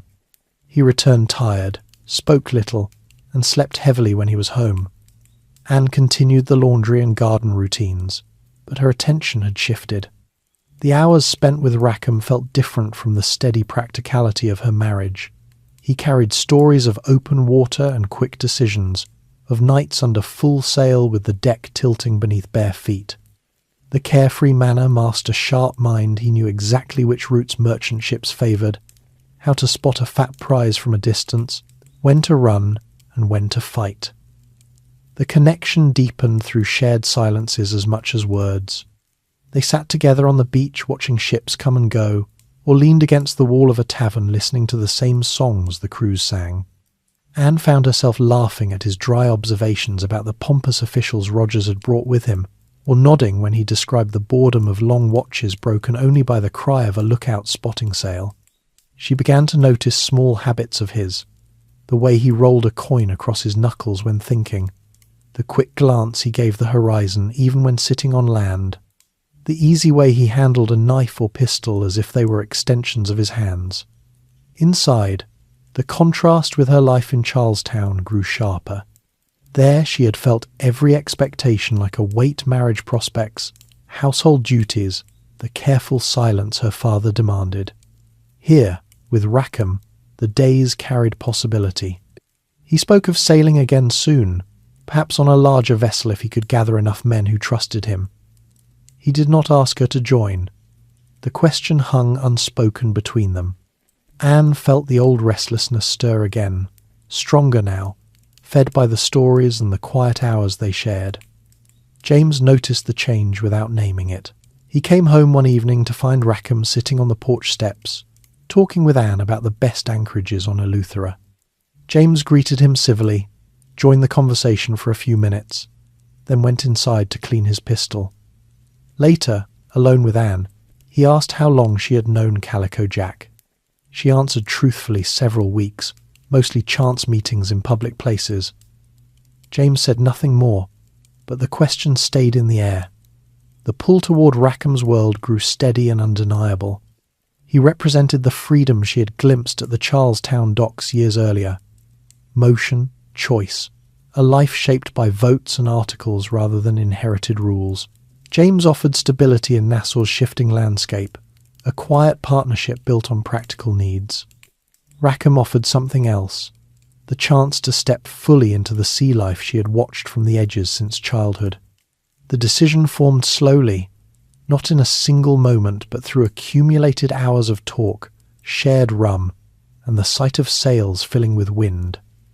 By mid-1719 the choice had settled inside her. She would leave James and join Rackham when his next voyage began. The break would be clean, no arguments, no public scene.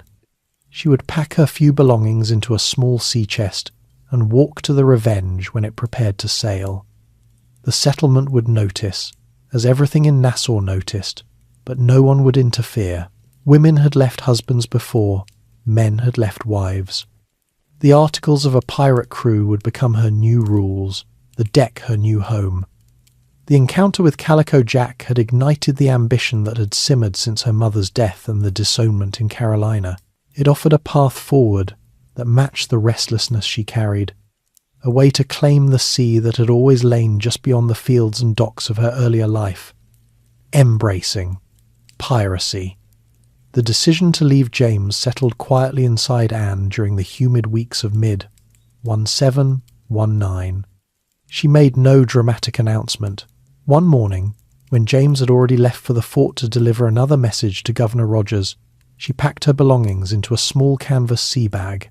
The linen shifts she had sewn herself, the bright calico cloth Rackham had given her, a spare pair of sturdy shoes, the short knife she kept in her boot, and the handful of coins saved from laundry work. She left the shack exactly as it had been. No note, no overturned chair, nothing to suggest anger or haste.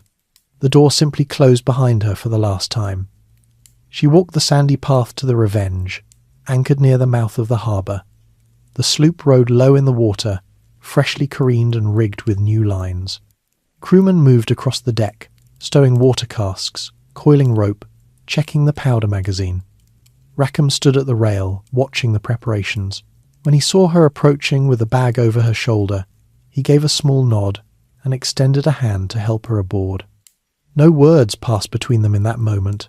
The action itself carried the understanding they had built over months of quiet meetings. Anne stepped onto the deck and felt the slight give of the planks under her feet, different from the solid earth of Nassau's paths. The ship smelled of fresh tar, oakum, and the faint salt of recent caulking. She found a place near the mainmast out of the way of the working men, and waited while the final stores came aboard. Rackham spoke to her briefly once the loading finished. She would share the small cabin aft with him, eat from the common mess, and stand watch like any other hand. There were no special concessions for being a woman. The articles would apply the same. She agreed without hesitation. The Revenge slipped her moorings with the evening tide and cleared the bar under a light breeze from the southeast. Nassau shrank behind them until only the low line of palms and the smoke from cook fires remained visible. Anne stood at the larboard rail watching the island fade. She felt no regret for leaving James or the shack or the laundry tubs. The open water ahead carried the same steady pull she had known since childhood, now finally met. Life aboard settled into patterns quickly. The crew numbered about 30 mostly English and Irish sailors, a few Scots, one Dutchman who spoke little but handled the helm with steady skill. They had signed articles the week before sailing. Equal shares of all prizes after deductions for the ship and the wounded, no gambling with dice aboard, no striking another man without cause brought before the company, punishment decided by majority vote. Rackham read the articles aloud on deck before they left Nassau, and every man, including Anne, placed a mark or signature beside his name on the paper tacked to the mast. She received the same clothing allowance as the others, a checked shirt, canvas trousers cut to fit her frame, a wool cap, and a pair of pistols with powder horn and shot pouch. She kept her hair tied back tightly under the cap and moved about the deck in the loose trousers, finding them far more practical than skirts for climbing the ratlines or hauling on sheets. The first days she spent learning the ship's routines, how to belay a line properly, how to furl a sail without tearing it, how to read the compass card by lantern light during the middle watch. The men watched her at first, curious but not hostile. When she pulled her weight without complaint, scrubbing the deck at dawn, taking her turn at the helm, helping to reef the mainsail, in a sudden squall, they accepted her as part of the company. Daily food followed the standard for small sloops. Hard biscuit baked weeks earlier in Nassau, salt pork or beef boiled in the galley's copper cauldron, occasional dried peas or beans when the cook had time to soak them. Fresh water came from casks filled at the last stop. Each person received a measured pint per day, rationed carefully to last until the next landfall. Rum was served twice daily, once at noon with dinner, once at supper to cut the thirst and the taste of the water. Anne learned to sip hers slowly, mixing it with lime juice when the fruit lasted. She took part in the ordinary work of the ship without exception. During the morning watch, she helped the bosun check the standing rigging for wear, feeling the tarred ropes for loose strands or rot. In the afternoon, she joined the men mending sails on deck, plying a large needle with sail twine until her fingers grew stiff. At night, she stood her turn at lookout in the foretop, scanning the dark horizon for lights or the pale shape of another sail.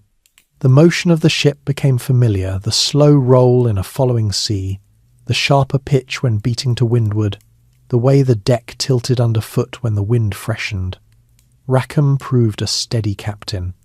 He kept discipline light but firm, relying on the articles rather than shouts or the lash. Decisions about course or when to engage a prize came after brief consultation with the quartermaster and a show of hands from the crew. Anne participated in those votes when they concerned the whole company. She spoke when she had something useful to add observations about wind shifts noticed from her watch, or the behaviour of distant sails, but she never forced her opinion. The men listened when she did speak. Her time on the docks and her steady manner had earned that much. The first prize came 2 weeks out, a small English merchant brig carrying tobacco and rum from Virginia to Jamaica. The Revenge overhauled her easily in a fresh breeze, firing a single gun across her bow as a signal to heave to. The brig struck her colours without resistance. Anne went across in the boarding party with 6 others, pistols tucked in her belt and cutlass in hand. The merchant captain surrendered his papers and cargo manifest without argument. The hold yielded 60 hogsheads of tobacco, 20 puncheons of rum, and a small chest of Spanish dollars. The prize crew took command of the brig while the Revenge escorted her back toward a quiet quay where the cargo could be divided. Back on the sloop, Anne helped tally the spoils. Each man received his share according to the articles. Full shares for the crew, 1.5 for the captain and quartermaster, half shares for the boys and the cook. She received a full share like the rest, the coins and goods placed in a small sack she stowed in the cabin. The tobacco and rum would be sold in Nassau or traded for powder and canvas when they returned. The experience felt straightforward. No unnecessary violence, no long chase, just the work of taking what the ship carried and moving on. After that capture, Anne began to adopt occasional male disguise when going ashore or during boarding actions where surprise mattered. She bound her breasts tightly with strips of canvas, wore a loose shirt over them and kept her hair hidden under the cap. The change was simple and practical, the trousers and shirt already fit the role, and the binding made movement easier during climbs or fights. The crew accepted it without comment. Several had sailed with disguised hands before, and the articles cared only about contribution, not appearance. She grew accustomed to the constant motion, the salt that crusted everything, the way clothes never fully dried in the damp air below deck. She developed habits that fit the life, checking her pistols each morning for rust, keeping her powder dry in a leather pouch worn under her shirt, tying a kerchief around her neck to wipe sweat during heavy work. Sleep came in snatches 4 hours on, 4 off swinging in the hammock strung between the beams, lulled by the creak of the hull and the slap of water along the sides. The freedom she had craved since watching ships from the Charlestown docks now surrounded her in concrete form. No one dictated her hours beyond the watch bill. No one expected her to manage a household or smile politely at suitors. Decisions came from the group, or from the wind, and the lookout's cry. She felt the same guarded calm she had carried since childhood, but now it served a different purpose, keeping her steady on a rolling deck, alert during a night approach, calm when boarding a stranger vessel. Rackham remained the centre of her days. They shared the small cabin aft, talking in low voices after the watches changed, planning the next course or simply sitting in companionable silence while the lantern swung overhead.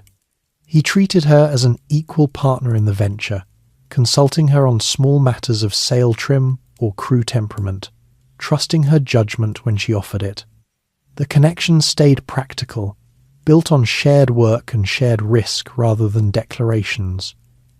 The Revenge continued her patrol through the summer months, taking small prizes when opportunity appeared, a fishing smack off Andros, a coasting sloop carrying salt from the Turks Islands. Each capture added to the stores and the crew's confidence. Anne took part in every action, proving her nerve with the same quiet steadiness she applied to every task. The life suited her exactly as she had imagined it might. Hard, uncertain, but shaped by her own choices rather than anyone else's expectations. Routines aboard the ship the Revenge settled into a working rhythm that turned the days and nights into something predictable, despite the constant motion of the Caribbean. Anne found herself rising with the change of watch at 4 a.m, stepping from the small cabin aft into the damp pre-dawn air. The deck planks felt cool and slightly sticky under her bare feet from the dew that collected overnight. She moved to her assigned station near the mainmast, taking her place among the other hands for the morning scrub. Each person received a bucket of seawater and a holystone, the porous block of sandstone that they pushed back and forth across the wood until the surface gleamed white and smelled faintly of salt. The work took an hour if the crew moved steadily, and Anne pushed with the same even pressure she had once used on the plantation floors, her shoulders settling into the motion while the ship rolled gently beneath them. Watch duties rotated every 4 hours, giving everyone a share of daylight and darkness. Anne stood at the helm for 1 turn each day, feet braced against the deck, hands on the heavy wheel while she kept the sloop steady on the compass heading Rackham had ordered. The needle swung in its brass binnacle, and she corrected with small turns, feeling the pressure of wind on the sails through the rudder. During the afternoon watch, she often climbed the ratlines to the foretop, sitting in the lookout's perch with a spyglass balanced on her knee. From there the sea stretched out in every direction, broken only by distant Cay Islands or the occasional line of clouds building on the horizon. She scanned for sails, noting their shape and direction, then called down the details to the deck below. The height gave her a sense of the ship's small size against the vast water, a perspective that both steadied her and reminded her how quickly everything could change. Dividing captured goods happened whenever a prize had been secured and brought to a quiet anchorage. The crew gathered on deck around the main hatch while the quartermaster oversaw the count. Each item, hogsheads of sugar, barrels of rum, bolts of cloth, small chests of coin, was brought up and listed aloud. The articles of agreement were read again if anyone needed reminding. The captain received 1.5 shares, the quartermaster the same, every able seaman 1 full share, and the boys or cook half. Anne stood in the circle like the rest, receiving her portion in a small canvas sack that she later stowed in the cabin. The process stayed orderly, with no arguments once the vote had confirmed the division. She noticed how the men's faces relaxed after a fair count, the tension of the chase replaced by the simple satisfaction of having something tangible to show for weeks at sea. The coins or trade goods gave a brief sense of security, enough to buy powder, canvas, or fresh stores when they next touched land. Meals followed the same schedule regardless of weather. The cook lit the galley fire in the early morning, boiling salt pork or beef in the copper cauldron until the meat softened enough to chew. Hardtack came from the bread room below, the flat biscuits so dry they needed to be soaked in the broth or pounded with a mallet to break them. Anne ate her portion sitting on deck with her back against the bulwark, chewing slowly to make the food last and washing it down with the measured pint of water drawn from the scuttlebutt.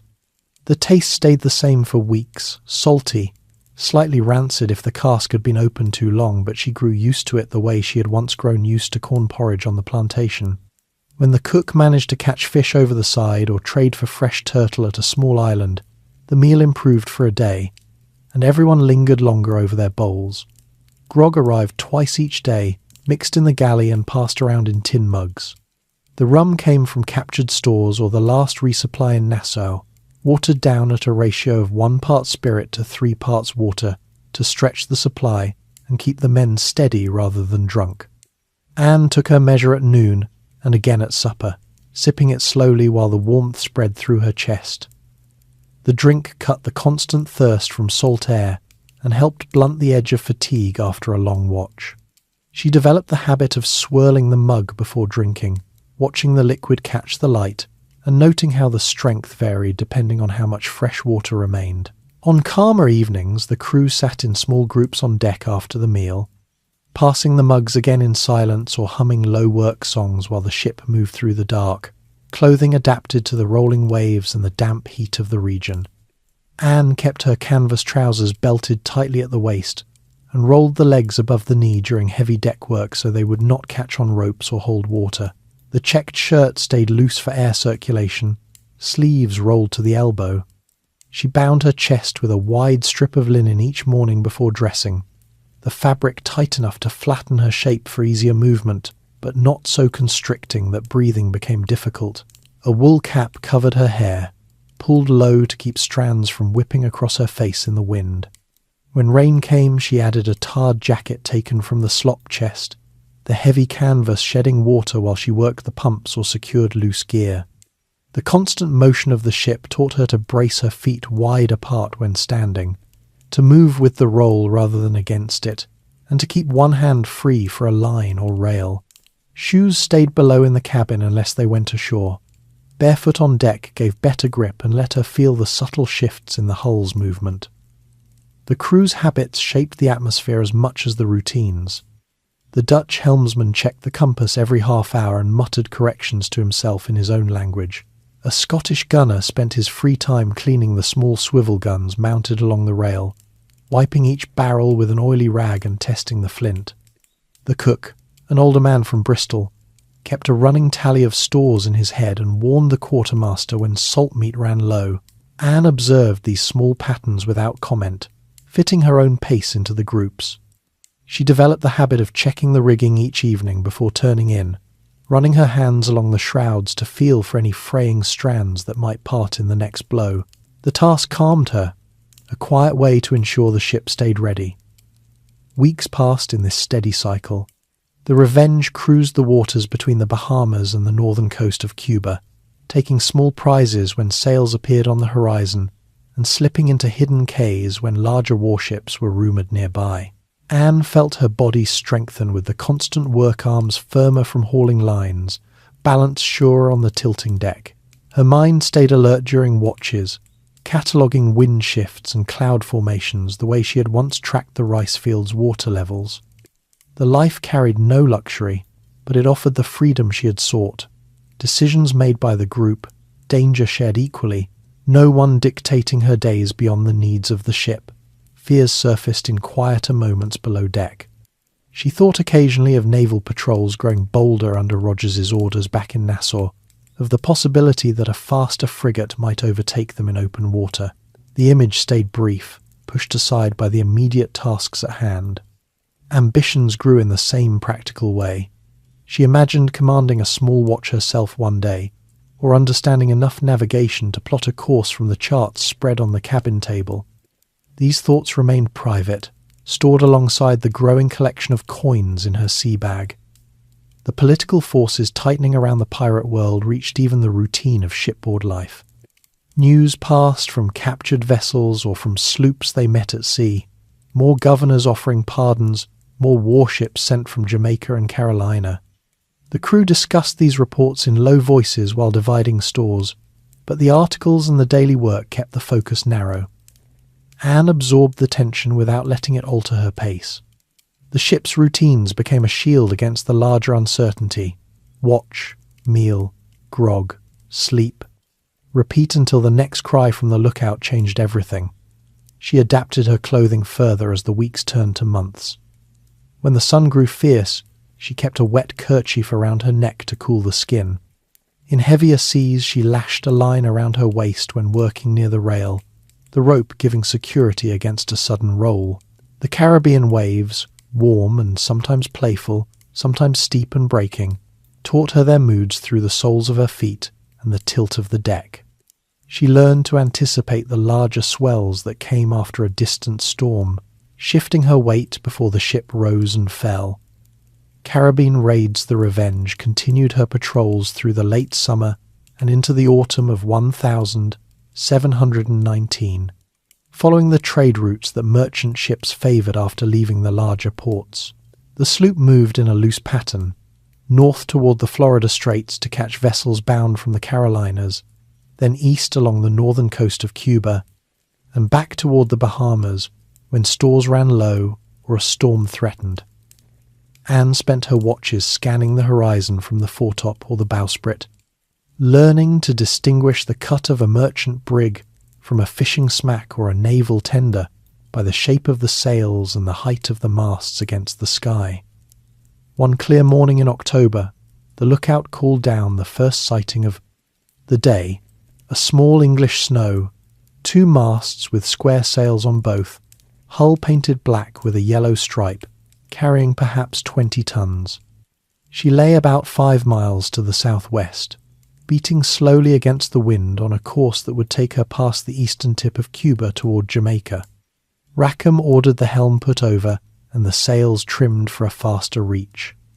The Revenge responded quickly, her clean bottom and light load allowing her to close the distance within 2 hours. Anne stood near the rail during the approach, watching the other vessel grow larger until the details became clear. A low freeboard, a deck crowded with casks and crates, a crew of perhaps 12 men visible moving about their work. The chase ended without gunfire.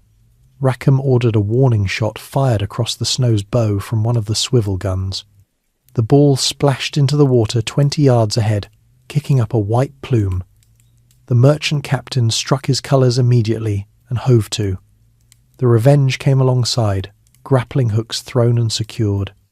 Anne went across with the boarding party of 8, cutlass in hand and pistols tucked into her belt. The merchant crew stood in a loose line on deck, hands raised, faces showing the resignation of men who knew resistance would only bring worse. The captain, a middle-aged man from Bristol with a greying beard, handed over his papers without protest, manifest showing rum, sugar, and tobacco bound for Kingston. The hold yielded 20 puncheons of rum, 40 hogsheads of sugar, and several bales of tobacco wrapped in coarse canvas. The boarding party worked quickly, passing the casks up through the hatch and across to the Revenge on ropes slung between the 2 ships. Anne helped lower the heavy puncheons to the deck, bracing her feet against the roll and guiding each one into place so it would not shift when the ship moved. The tobacco bales came next, stacked in the hold where space remained. The coins, a small chest containing about 300 Spanish dollars, went into the quartermaster's care for later division. The entire operation took less than 3 hours.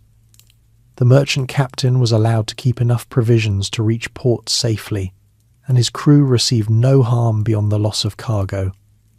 Back aboard the Revenge, the goods were stowed securely and the articles consulted for the division. Each full share came to roughly $20 in coin, plus a proportionate amount of rum and sugar that could be traded later. Anne received her portion in the same canvas sack as the others, the weight of the coins solid against her palm. The capture felt routine by now. Approach, signal, board, transfer, depart.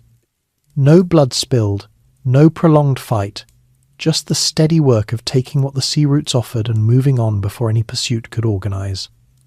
The crew conducted several more raids in the following weeks. A French fishing boat off the Caicos Islands surrendered without a shot, yielding salted cod, barrels of fresh water, and a few live turtles kept in the hold for meat.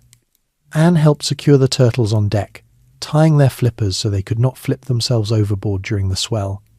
Another prize was a small sloop carrying indigo dye from South Carolina to Barbados. The boarding went smoothly again. The captain, a young man on his first command who looked more relieved than angry when the colours came down. The indigo cakes, wrapped in leaves and packed in wooden boxes, added colour to the whole deep blue blocks that stained the hands of anyone who handled them. Anne wiped the dye from her fingers with seawater and a rag, noting how the colour lingered under her nails for days afterward. These actions left visible marks on the surrounding waters. Merchant captains began travelling in small convoys when possible, or hugging the coast to stay within sight of land batteries. The economic chaos from the recent wars lingered in the region. High prices for sugar and rum in Europe drove ships to sea despite the risks, while reduced naval patrols after the Treaty of Utrecht left gaps that sloops like the Revenge could exploit. Anne saw the pattern clearly from her lookout, post the steady flow of trade that refused to stop, the thin line of protection that governments could offer in these distant waters. During one raid near the Windward Passage, the Revenge encountered stiffer resistance. A Dutch flight carrying coffee and logwood from Curaçao attempted to run when spotted. Rackham ordered all sail set and the crew to prepare the guns. Anne helped run out the starboard battery 4 small carriage guns and load them with round shot. The Fluet proved slow and heavy. The Revenge closed within pistol range inside an hour. A single broadside from the sloop carried away part of the Fluet's rigging and splintered the rail. The Dutch captain struck soon after. The boarding party found the crew shaken but unhurt, the hold full of coffee beans in burlap sacks and logwood logs stacked tightly. Anne carried several sacks to the deck, the beans shifting under the coarse fabric with a dry rustle. The capture added to the stores, but the brief exchange of fire left a reminder that not every prize would surrender quietly. The crew adapted their tactics accordingly. They preferred night approaches when possible, using the cover of darkness to close without being seen until the last moment. Anne took part in these stealthier runs, standing silent at the rail while the ship ghosted forward under reduced sail. She learned to read the faint phosphorescence in the wake, to listen for the creak of another vessel's blocks or the murmur of voices carried on the wind. When the moment came to board, she moved across the gap with the others, stepping lightly onto the enemy deck and securing lines to keep the ships together. The raids brought not just goods but information. Captured captains and crews spoke freely once surrender had come. News of naval movements out of Jamaica, rumours of pardons being offered in Nassau, reports of merchant ships expected on certain routes. Rackham listened carefully, noting details on a rough chart spread in the cabin. Anne sat nearby during these interrogations, adding observations when she had them. The look of a distant sail earlier that week, the direction of the wind that might push a convoy off course. Her contributions stayed practical and brief, but they helped shape the next course. Daily life between actions remained the same, steady round. Anne continued her turns at the helm, the lookout, the deck scrub. She kept her pistols dry and loaded, her cutlass sharpened with a whetstone passed among the crew. The Caribbean sun browned her skin further, the salt air roughened her hands, and the constant motion strengthened her balance until she no longer needed to think about bracing against the roll. Fears of capture or storm stayed present but distant, pushed aside by the immediate demands of the ship. The raids accumulated small wealth and larger experience. Each capture taught something new: how a certain hull handled when laden, which captains fought and which surrendered, the value of different cargoes in Nassau's markets. Anne absorbed these lessons as naturally as she had once learned to manage the rice fields. The economic disruption left by years of European war continued to feed the cycle. High demand in the colonies and Europe kept ships sailing. Thin naval presence kept them vulnerable. The Revenge moved through this space with the same quiet efficiency she applied to every task, taking what the sea offered and leaving the rest untouched. The pattern of approach, boarding, transfer, and departure became as familiar as breathing. Anne felt the life settle around her completely now. The creak of the hull at night, the taste of grog at noon, the weight of coin in her sack after a fair division. The Caribbean waters carried them forward, one raid at a time, through the loose edges of a world that still had not decided how to close them. Meeting Mary Read the Revenge, anchored in a sheltered bay on the lee side of a small, uninhabited cay near the northern edge of the Bahamas chain in late November 1719. The spot offered fresh water from a spring that trickled down a low limestone bluff, good holding ground for the anchor, and a narrow entrance that kept larger vessels out. The crew had come here to careen the sloop after weeks of steady sailing, had fouled the bottom with weed and barnacles. They ran the ship aground on the rising tide, heeled her over with tackles and ballast shifted to one side, then scraped the exposed hull clean with broad-bladed tools and coated it with a fresh layer of tallow mixed with sulphur to discourage marine growth. While the work proceeded, Anne walked the short stretch of beach each morning to gather driftwood for the cook fire. The sand felt warm underfoot even before the sun rose high, and the water lapped clear and shallow over patches of white coral. On the third day she noticed another small vessel already at anchor. Farther along the bay, a single-masted sloop of similar size to the Revenge. Her hull painted a faded green with no name visible on the stern. A handful of men moved about her deck, and a thin column of smoke rose from a fire on the shore nearby. Rackham sent a boat across in the afternoon to make contact. The other captain came back with them, a short, wiry man named James, who spoke with a slight West Country accent and carried himself with the same cautious confidence as most men in these waters. He reported that his crew had taken a prize off the Caicos a fortnight earlier and were now repairing minor damage before heading south toward the Windward Passage. The two captains spoke on the beach for an hour, comparing notes on recent sightings and the increasing presence of naval patrols out of Jamaica. When the conversation turned to crew matters, James mentioned that one of his hands had been injured during the last boarding and was recovering in the shade of a makeshift tent ashore. Anne volunteered to carry fresh water and a small portion of the Revenge's remaining salt pork to the injured man. She rowed across in the dinghy with one other crewman, landed on the beach, and followed a faint path through low scrub to the tent. Inside lay a figure on a pallet of sailcloth stretched over crossed oars. The person wore loose trousers and a checked shirt like the rest of the crew, hair cropped short under a cap pulled low.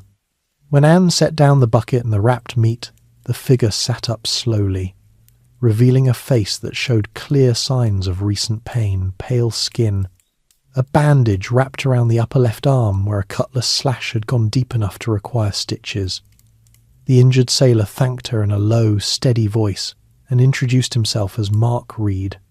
Anne noticed the careful way the person moved, the slight wince when shifting weight, and the direct gaze that met hers without flinching.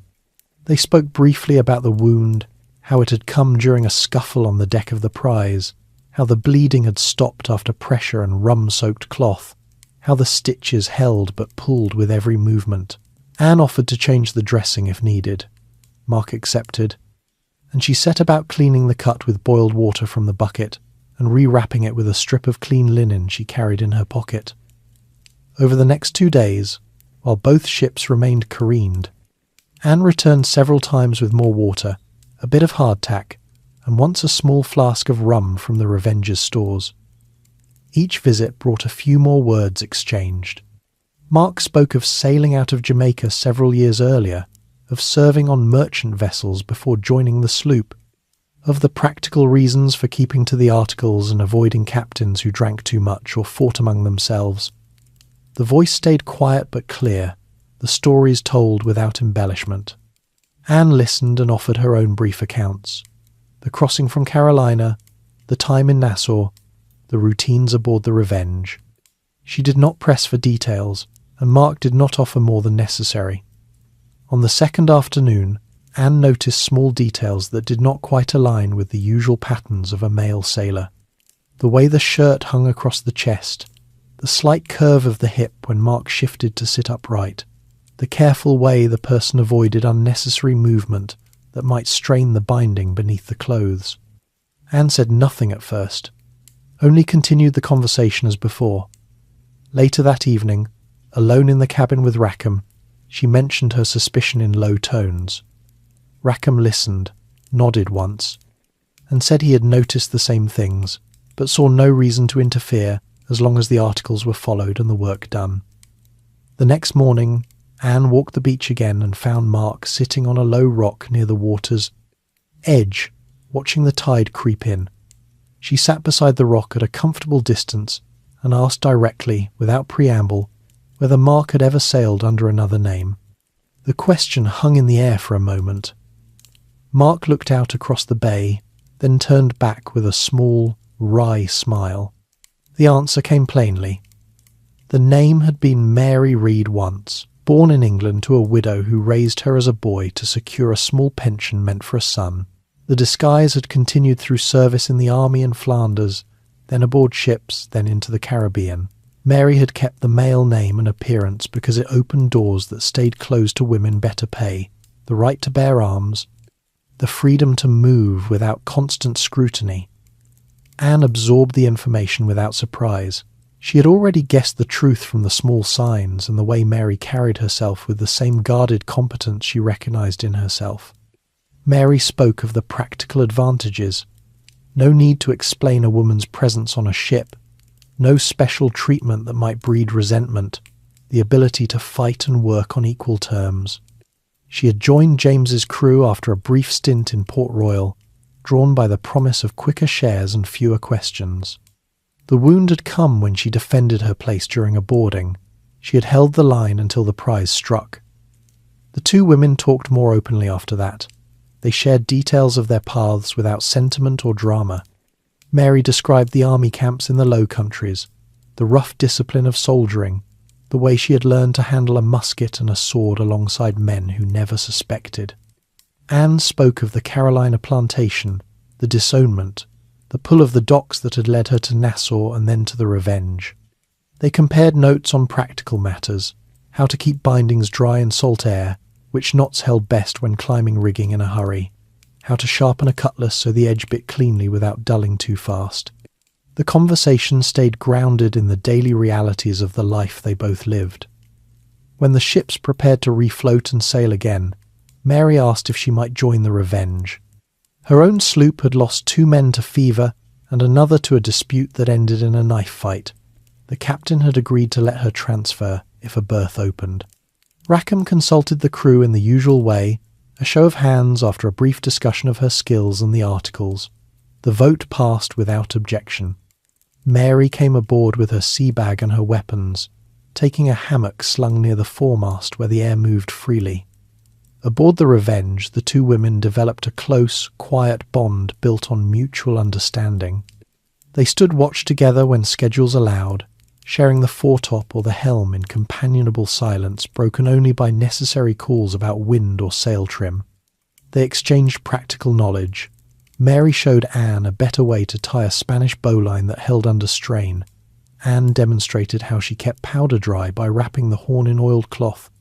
They worked side by side during deck scrubs or sail repairs, moving in rhythm without needing to speak. The crew treated them both as full hands, no special deference, no extra tasks because the articles demanded it, and their work earned it. The presence of 2 women aboard changed nothing in the formal order of the ship, yet it created a small space of shared experience amid the all-male company. They spoke in low tones during night watches about the limits of disguise, the moments when the binding chafed or the cap slipped, the relief of dropping the pretense in private moments below deck. Neither sought to change the other's path. They simply recognized the same choices in different forms.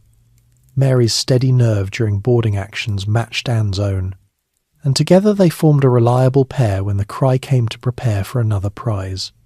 The meeting with Mary Read brought a new layer to the life Anne had chosen. It confirmed that the path she walked had been travelled before, by someone who had made the same calculations and reached the same conclusions.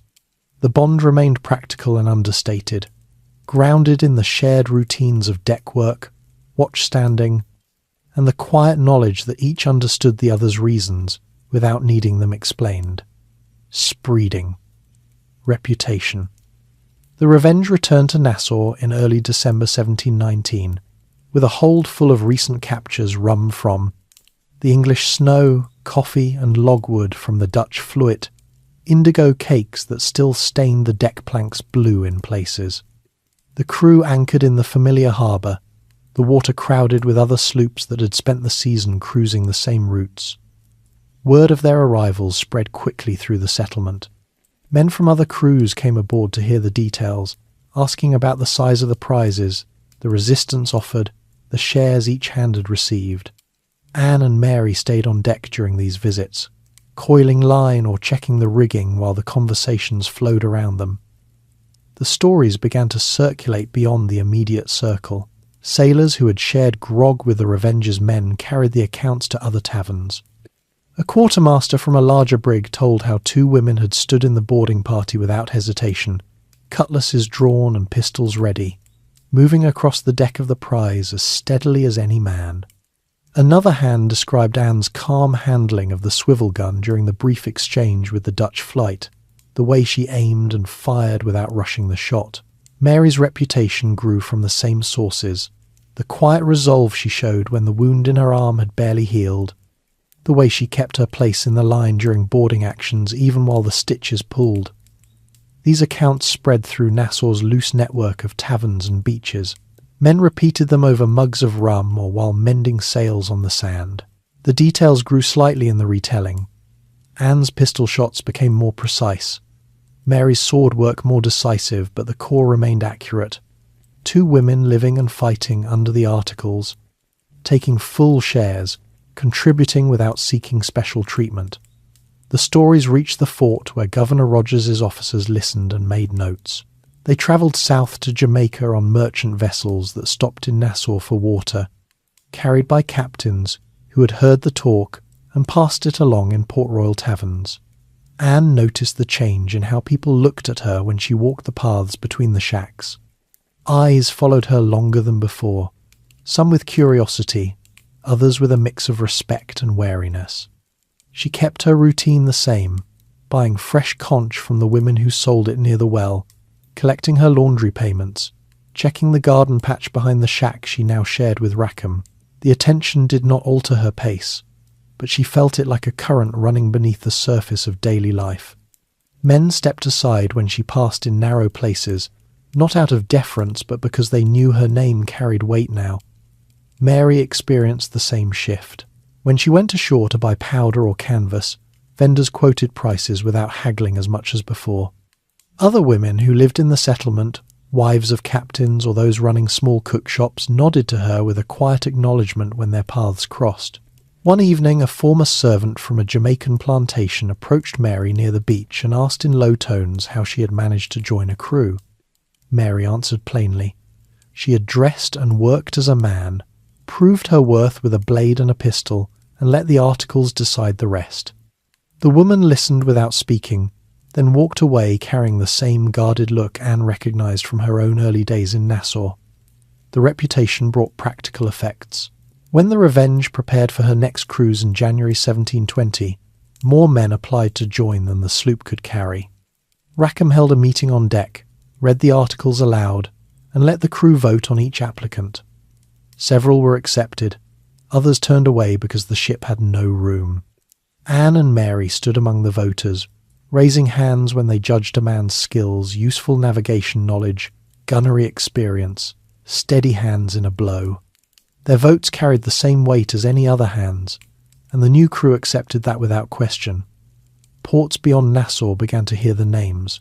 A captured merchant captain, released after his cargo had been taken, reported the incident in Charlestown to the customs officers. He described the sloop's captain as Calico Jack, the raid as quick and orderly, and mentioned two women among the boarding party, one with red hair tied under a cap, the other shorter with cropped dark hair. The details appeared in a letter sent to the Board of Trade in London, tucked among reports of other depredations in the region. Naval officers in Jamaica read similar accounts from returning masters, adding the names Anne Bonny and Mary Read to lists of known pirates operating out of New Providence. The growing talk carried both advantage and risk. Merchants adjusted their routes when possible, sailing closer to fortified harbours or joining convoys escorted by armed sloops. Naval commanders received orders to seek out the Revenge specifically, with descriptions of the women included in sailing instructions. Anne felt the tightening circle during longer cruises, fewer prizes sighted, more days spent running before the wind to avoid distant sails that might belong to a frigate. The crew discussed these changes in quiet groups on deck, weighing the risks against the shares still possible. No one suggested disbanding.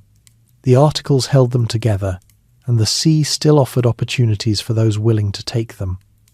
Anne and Mary spoke of the spreading stories during night watches in the foretop. They sat side by side on the narrow platform, backs against the mast, legs dangling over the edge while the ship moved beneath them. Mary pointed out that the attention made boarding actions more dangerous prizes now knew to expect women among the attackers, which sometimes led to quicker resistance from crews who wanted to avoid the added shame of being taken by women. Anne agreed, but noted the flip side. Some merchant captains surrendered faster when they saw the same faces among the boarders, preferring to lose cargo rather than risk a fight against known reputations. The two women developed small habits to manage the visibility. They kept their hair covered at all times ashore, avoided standing alone in crowds, and moved together when walking through the settlement. They sharpened their weapons more often, checked powder and shot before every cruise, and practiced cutlass drills on deck when the wind stayed light. These preparations stayed practical, part of the routine rather than a reaction to fear. The reputation had come unasked, built from actions rather than boasts, and they met it with the same steady competence they applied to every task. In Nassau, the stories mixed with the ordinary talk of the place. Men in the taverns raised mugs to Calico Jack's crew when the Revenge was in port, toasting the women who had earned their shares without flinching.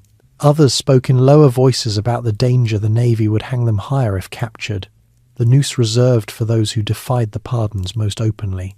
Anne and Mary heard both sides and let the words pass without response. They continued their work, standing watch, handling prizes, dividing spoils according to the articles. The reputation grew around them, like a current they could not stop, carrying them forward while they kept their hands on the ropes and their eyes on the horizon. The wider world of the fading golden age of piracy pressed closer with each month. British governors tightened their grip, pardons came with stricter conditions, warships patrolled the passages more frequently. Yet the stories of Anne and Mary spread through the loose network of sailors and merchants, creating a quiet legend that both protected and endangered the small band. The women carried the weight of it without complaint, proving their nerve in every action, refusing to back down when the moment required resolve. The reputation had become part of the life they had chosen, useful in some ways, hazardous in others, but always met with the same calm determination that had brought them this far. Pirate, society, and forces. The wider currents of the pirate world moved around the Revenge, like the trade winds that pushed her from one quay to the next. By early 1720, the settlement at Nassau had lost some of its earlier openness. Governor Rogers had rebuilt parts of the stone fort overlooking the harbour, posting armed guards at the main gate and sending small patrols through the sandy paths each evening. The taverns still filled at night, but the conversations carried a new caution. Men who had once boasted openly about their last prize now spoke in lower voices or stepped outside to finish their sentences. Anne and Mary noticed the shift when they went ashore for stores. Fewer new faces among the crews, more familiar ones who had accepted pardons and now worked on legitimate trading sloops. The loose alliances that held the pirate groups together operated on simple agreements rather than formal treaties. Crews from different sloops met at hidden anchorages to share intelligence about merchant routes or naval movements. Rackham's men sometimes joined forces with another captain for a larger raid, combining firepower for a few days before separating again to avoid drawing too much attention. Anne took part in one such meeting off Andros Island in February, where the Revenge lay alongside a brig from Jamaica. The two captains consulted on deck while the crews swapped rum and tobacco. The discussion stayed practical: which passage the next sugar fleet would likely use, how many guns each ship carried, the exact division of any joint prize. No signatures were required. A handshake and a shared mug of grog sealed the arrangement. The alliance lasted only until the target was taken. Then each vessel went its own way. Mary observed these meetings with the same quiet attention she gave to everything. She pointed out to Anne that the alliances worked because every man understood the articles applied only to his own ship. No single leader controlled the whole group, and that absence of central command kept the Navy guessing. The two women sat on the rail during these gatherings, listening to the captain's plans and noting which crews seemed steady and which carried too many hotheads. The pattern reminded Anne of the way planters in Carolina had formed temporary partnerships for a harvest or a road repair. Except here, the stakes involved powder and steel instead of rice and timber. The lingering influence of the old Nassau Republic still shaped daily choices. Years earlier, when the island had operated almost as its own small state, Crews had voted on every major decision and shared the harbour as common ground. That spirit remained in the way men still gathered to settle disputes by majority vote rather than by the captain's word alone. Anne saw it in action one afternoon when two crews argued over a disputed water cask on the beach. Instead of fighting, they called a quick meeting under a palm tree, heard both sides, and decided the shares by show of hands. The decision stood without further complaint. The habit had survived Rogers's efforts to impose order because it suited the men who had chosen this life precisely to escape stricter hierarchies. Daily routines in Nassau reflected the same loose structure. Anne and Mary continued their laundry work for extra coin when the Revenge was in port, but they now washed shirts for several different crews rather than one. The women who ran the cook shops along the shore traded gossip about which governors had sent new warships and which captains had slipped away to Cuba. Food remained whatever the sea and the small gardens provided: conch stew thickened with cassava, fresh fish grilled over driftwood, occasional shipments of corn from passing traders. Clothing stayed practical trousers and shirts patched until the fabric gave way, then replaced from captured stores. The settlement had no formal church services or courts. Disputes went to the crews themselves, and illness was treated with rum, rest, and whatever herbs the older hands remembered from their earlier lives. The tightening grip of British authority pressed from multiple directions at once. Rogers sent regular reports back to London detailing the names of active captains and the sloops they commanded.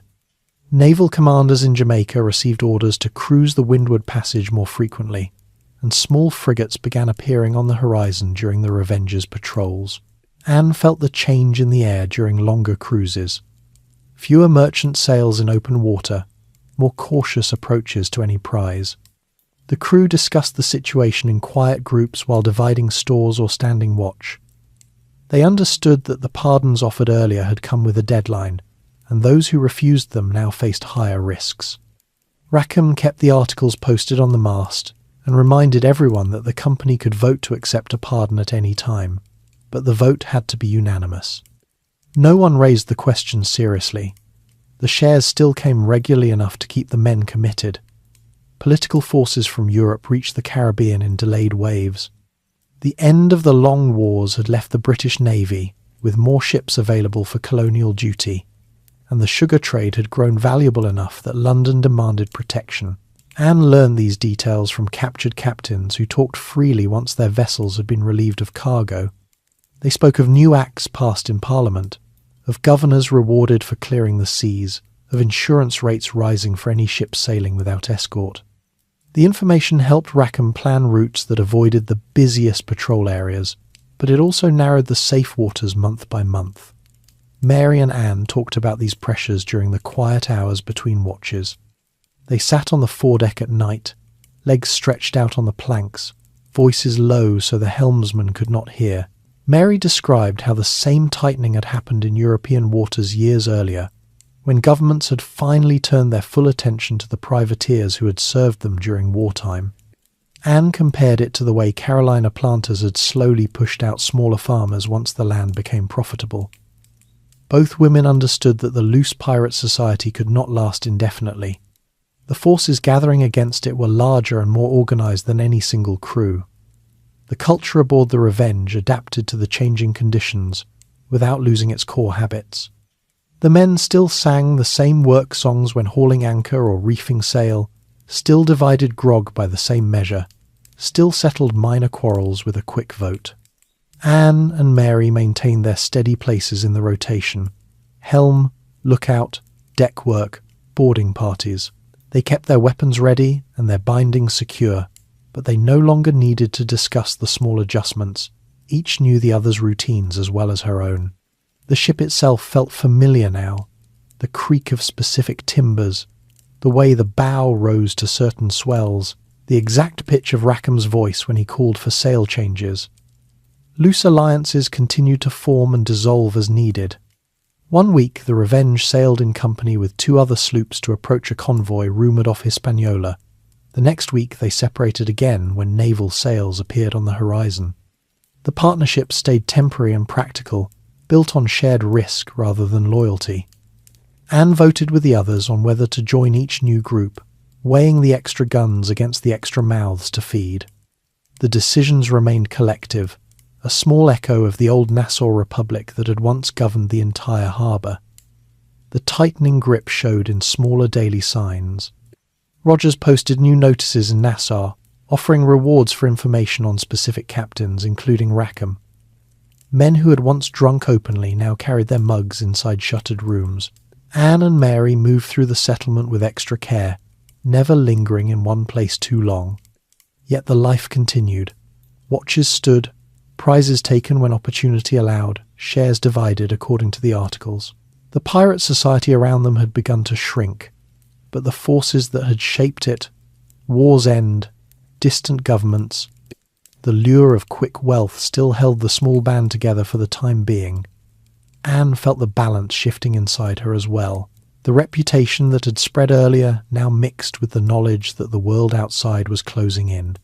She kept her habits unchanged, checking powder, standing her watch, sharing quiet words with Mary, but she stored the larger picture in the same steady way she stored coins in her sea bag. The loose alliances, the lingering spirit of the Republic, and the governor's determined reach formed the background against which every day played out. The Revenge moved through these forces like any other sloop, taking what the sea offered, while the larger order slowly tightened around the entire region. Mounting pressures, the spring of 1720 brought a sharper edge to every day aboard the Revenge. Naval patrols out of Jamaica had doubled since the turn of the year, and the crew felt the change in the reduced number of merchant sails crossing their paths. Rackham adjusted the sloop's course more frequently, swinging north toward the Florida Straits one week and east along the Cuban coast the next, always keeping the low cays in sight as possible hiding places. Anne stood her lookout turns with extra care, the spyglass pressed to her eye longer than before, scanning not just for fat prizes but for the clean lines of a frigate or the low silhouette of a naval sloop that could outgun them in open water. The strain showed first in the stores. Water casks emptied faster on the longer evasion runs, and the cooks stretched the salt pork thinner each day. The crew received the same measured pint of water and the same grog ration, but the mood at meals grew quieter. Men chewed their hardtack in silence, eyes on the horizon instead of on each other. Anne noticed the small shifts. The helmsman checking the compass twice as often, the gunner running his hands along the swivel guns, even when no sail appeared. She kept her own habits steady, binding her chest each morning, sharpening her cutlass at the same hour, checking her powder horn for damp, but inside she felt the weight of the extra vigilance pressing on everyone. Pardons offered by Governor Rogers had begun to feel like a closing door rather than an open choice. The first round in 1718 had carried a simple oath and a promise of safety. The new notices posted in Nassau carried stricter terms and shorter deadlines. Men who had accepted earlier pardons now found themselves pressed into naval service or watched closely if they returned to the sea. Rackham read the latest proclamation aloud on deck one calm afternoon, the paper held against the wind while the crew gathered around the mainmast. The vote to stay outside the pardon passed without dissent, but Anne saw the hesitation in a few faces. She understood the calculation. The articles still held them together. Yet every week without a prize made the offer look less foolish to some. Anne began reflecting on the limits of their wandering life during the long night watches. She sat in the foretop with Mary, the two of them sharing the narrow platform while the ship rolled beneath them. The stars stayed clear above the dark water, and the only sounds came from the creak of rigging and the slap of waves along the hull. She thought of the years since leaving Carolina, the move to Nassau, the marriage to James, the step onto the Revenge, and saw how each choice had narrowed the space around her. The freedom she had sought now carried its own chains. Constant movement to avoid capture, reliance on the next prize for food and powder, the knowledge that the sea offered no permanent home. She kept these thoughts private, speaking only of wind shifts or distant lights, but the inward accounting stayed with her through the dark hours. The people around her depended on her resolve in ways that grew clearer each week. Rackham consulted her more often on small decisions, whether to risk a run toward a sighted sail or slip into a quay, instead trusting her steady judgment from the lookout post. Mary relied on their quiet partnership during boarding preparations, the two of them checking each other's weapons and bindings without needing words. The newer hands who had joined after the spreading reputation looked to both women for the calm example they set when the cry came to prepare for action. Anne felt the responsibility settle on her shoulders like an extra layer of canvas in a blow, not heavy enough to break her but impossible to ignore. Daily life adapted to the mounting tension without breaking its rhythm. The deck scrub still happened at dawn, the holystones moving back and forth across the planks while the sun rose behind them. Anne pushed with the same even pressure, her arms finding the familiar motion even when her mind stayed on the horizon. Meals remained at the fixed hours, the cook boiling the thinning rations in the galley cauldron and ladling them out with the same wooden dipper. Grog came twice a day, the measure watered down further to stretch the supply, and Anne sipped hers slowly while leaning against the bulwark. She developed the habit of saving a small portion of her biscuit for later, tucking it into her shirt pocket against the chance of a sudden chase that might delay the next meal. The political forces closing in reached the ship through captured vessels and passing news. A small fishing smack taken off Andros carried a passenger who had spoken with officials in Nassau.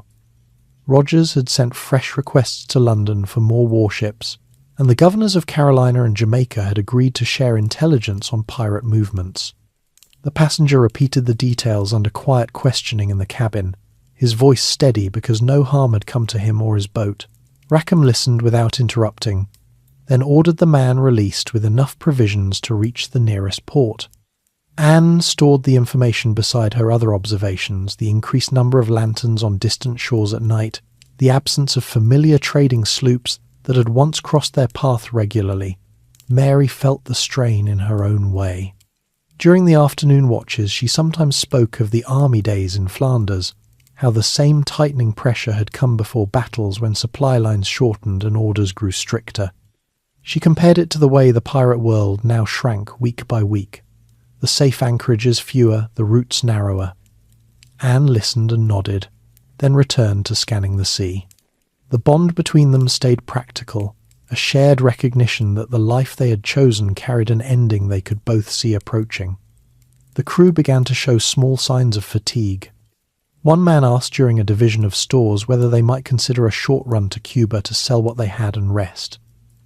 The question brought a quick vote, and the majority decided to stay at sea.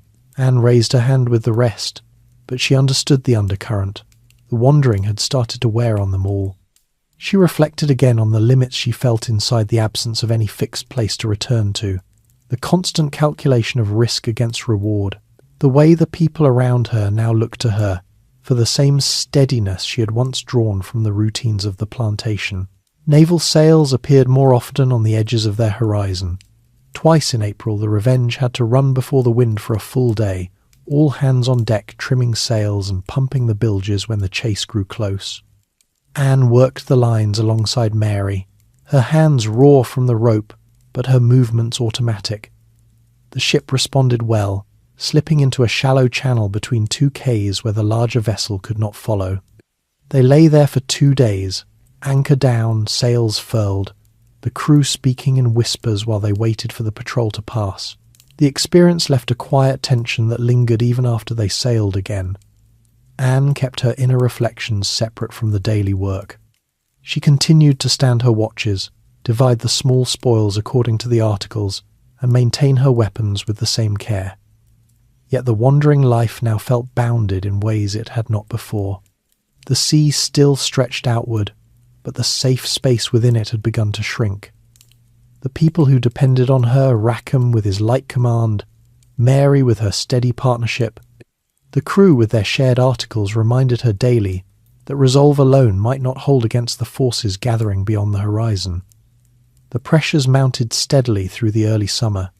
Stores grew leaner, patrols grew bolder, and the pardons that had once seemed optional now carried the weight of a final choice. Anne met each day with the same calm she had carried since childhood, but inside she measured the limits of the path they had taken and the quiet dependence that had grown around her. The Revenge moved forward under reduced sail, evading what it could and taking what small prizes still appeared, while the larger order of the Caribbean tightened its grip 1 week at a time. The capture, the summer of 1720 turned into autumn, without any easing of the pressures that had built around the Revenge. The sloop had spent weeks dodging larger naval vessels, slipping into shallow bays along the Cuban coast, and then swinging north again toward the open water between Cuba and Jamaica. Stores were low, the water casks nearly empty, the salt meat reduced to thin strips that the cook boiled twice to make them last. Anne felt the change in the daily rationing, the grog cut with even more water, the hardtack saved for the longest watches. The crew spoke less during meals, their eyes on the horizon instead of on each other. But the articles still held and the watches rotated exactly as before.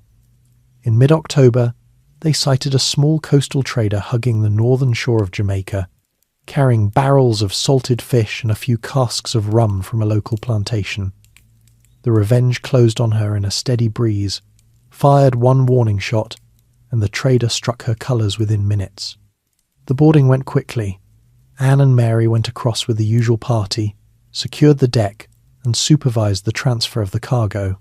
The fish and rum filled the hold enough to give everyone a decent meal that evening, and a full measure of grog without stretching the supply. The captured captain, a quiet man from Kingston, was allowed to keep his papers and enough provisions to reach port. The Revenge moved away before dusk, heading for a quiet anchorage near Negril Point on Jamaica's western coast, where the water was deep enough for safety, but the land rose in low hills that hid the masts from distant patrols. The crew voted to anchor there for the Maker. Night. The bay offered protection from the prevailing wind, a sandy bottom for good holding, and no immediate signs of other vessels. Rackham gave the order to lower the sails and drop the anchor just after sunset. The men worked steadily, coiling lines and securing the guns, then gathered on deck for the evening meal. The fresh fish tasted better than anything they had eaten in weeks, and the rum from the prize loosened the tension that had built through the long evasion runs. Someone started a song, the old one about the wind and the waves, and soon half the crew joined in. The grog went around again, this time undiluted, and the voices grew louder as the stars came out. Anne sat near the mainmast with Mary, eating her portion slowly and watching the others. The men had been careful for months, keeping watches tight and voices low, but the small prize and the safe anchorage loosened something in them. They passed the mugs freely, laughing at stories from earlier raids, clapping each other on the shoulder. Rackham joined them for a time, his calico breeches bright even in the lantern light, then retired to the cabin with a full mug. Anne and Mary took their usual measure but stopped after one, knowing the night watch still needed steady hands. They spoke quietly about the next day's course, agreeing to suggest a short run toward the Caymans if the wind held. The conversation stayed practical, the same tone they had used since the careening on the quay. The drinking continued long after the meal ended.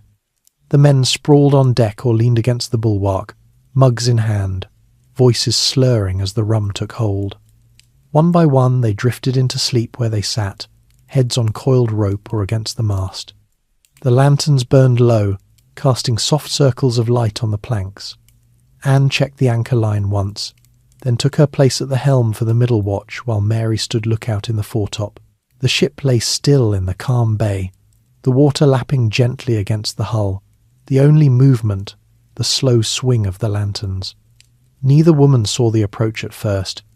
Captain Jonathan Barnett's armed sloop had left Jamaica earlier that day under orders to hunt active pirates in the area.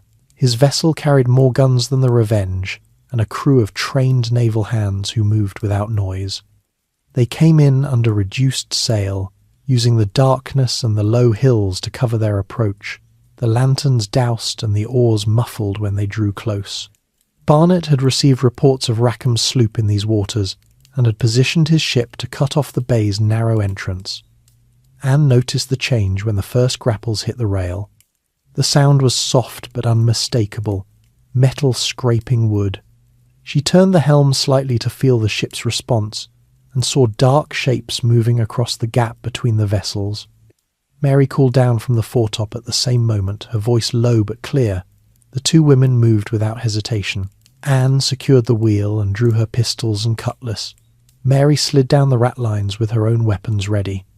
The rest of the crew remained where they had fallen, the rum holding them in heavy sleep.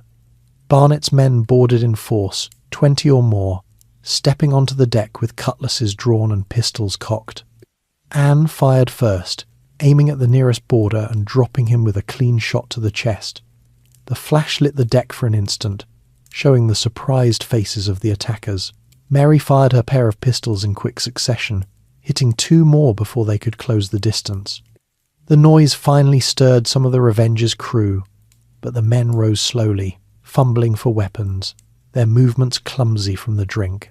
A few managed to stand and swing a cutlass before falling back under the weight of the boarders. Anne and Mary fought side by side near the mainmast. Anne parried a cutlass strike with her own blade, then drove the point home in a short thrust that ended the fight for that man. Mary moved with the same steady precision, blocking a pistol shot with her cutlass and stepping inside the attacker's reach to finish him with a single blow. The deck became a confusion of shadows and steel, but the two women held their ground, covering each other's flanks and calling out warnings when another boarder approached from the side. The rest of the crew could not rally. The rum had done its work too well, and most lay where they had dropped or were quickly overpowered. Barnet himself came aboard once the fighting slowed, ordering his men to secure the prisoners. He recognized Rackham and the others from the descriptions that had circulated for months. Anne and Mary continued to resist, even as the numbers against them grew. Anne swung her cutlass in a wide arc that kept 3 men at bay until one landed a glancing blow to her arm. Mary fired her last loaded pistol and then used the empty weapon as a club to knock another boarder back. Their stand lasted longer than any of the men's, long enough for Barnet to pause and watch with a mixture of surprise and respect. The fight ended when the boarders finally surrounded them. Anne and Mary lowered their weapons only when further resistance would have meant pointless injury to themselves and the already subdued crew. Shackles went on their wrists, the iron cold and heavy after the heat of the fight. The Revenge's men were rounded up and transferred to Barnet's sloop, some still half asleep and protesting weakly. The captured vessel was taken in tow, her sails set under Barnet's command for the short run back toward Spanish Town. Anne stood on the deck of the new vessel as the bay receded behind them, the shackles chafing against her skin. Mary stood nearby, their shoulders touching in the crowded space. The night air felt cooler now, carrying the smell of the Jamaican shore. The crew around them remained quiet, the effects of the rum mixing with the shock of sudden capture. Anne felt the same steady calm she had carried through every watch and every raid. The end had come suddenly, but she had met it with the same resolve she had shown since stepping aboard the Revenge.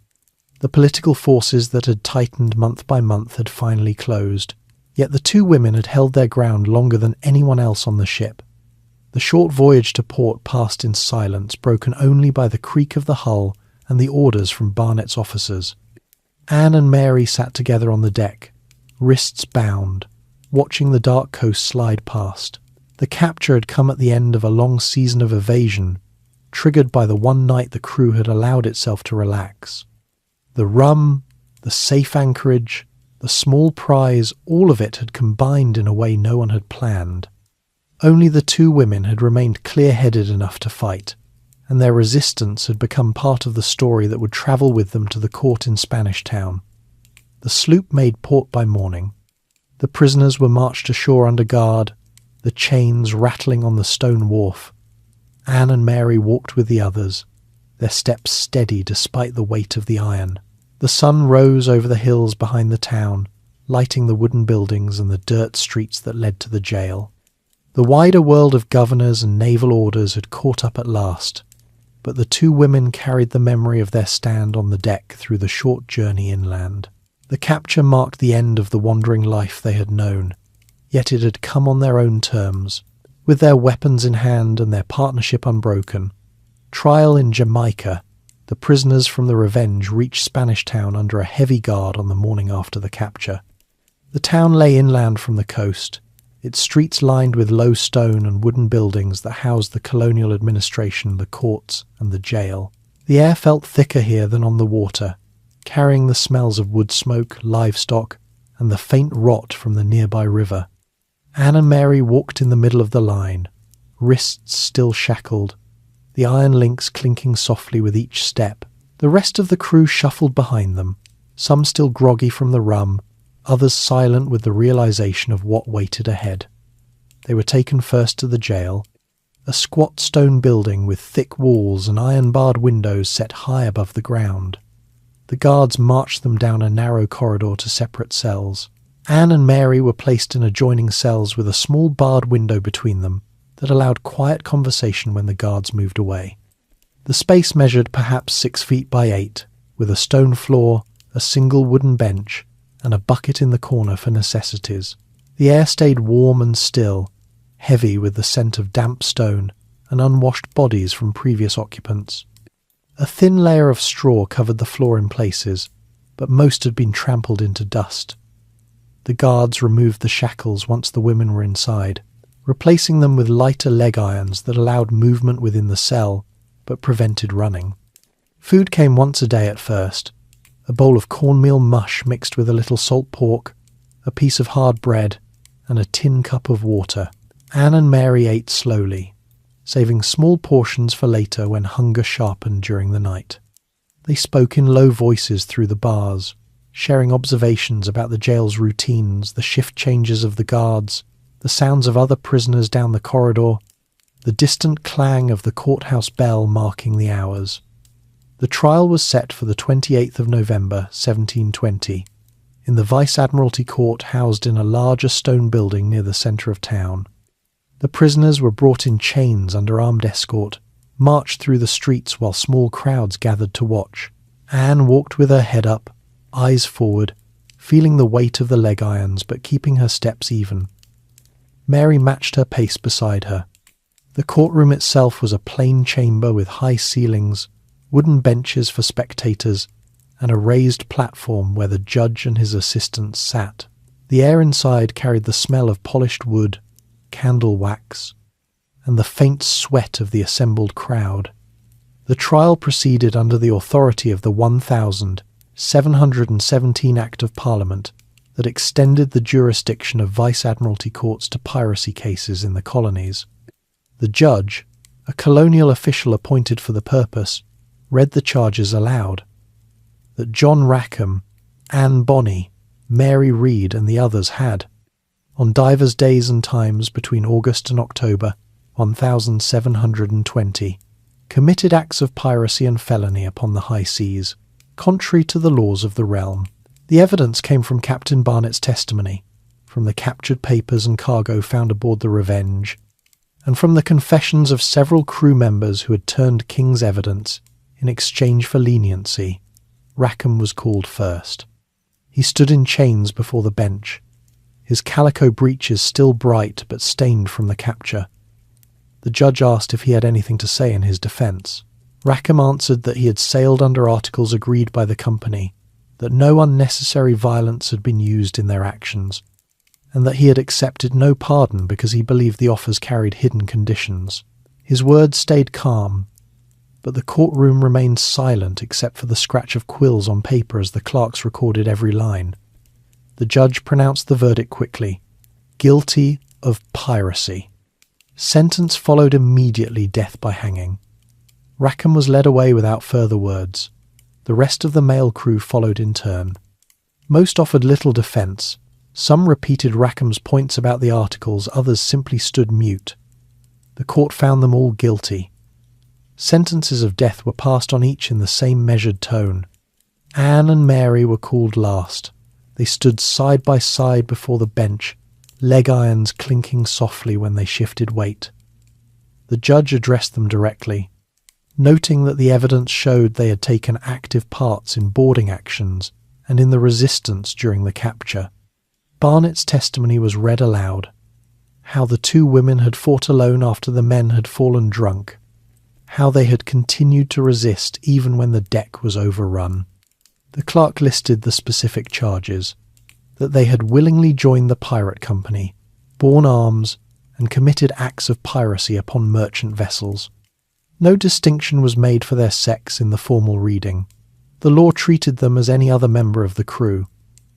Anne spoke first when asked if she had anything to say. She stated plainly that she had sailed under the articles, that she had taken her full share of the work and the prizes, and that she had never forced any man to join or harmed anyone beyond what the articles allowed in defence of the ship. Mary followed with a similar statement. She had served as a full hand, followed the votes of the company, and fought only when the ship was attacked. Neither woman begged for mercy or offered excuses. They spoke without raising their voices, the words clear and direct in the quiet courtroom. The judge paused before delivering the verdict. He noted that the evidence against them was clear, and that the law made no exception for women in cases of piracy. Both were found guilty. Sentence of death followed as it had for the others.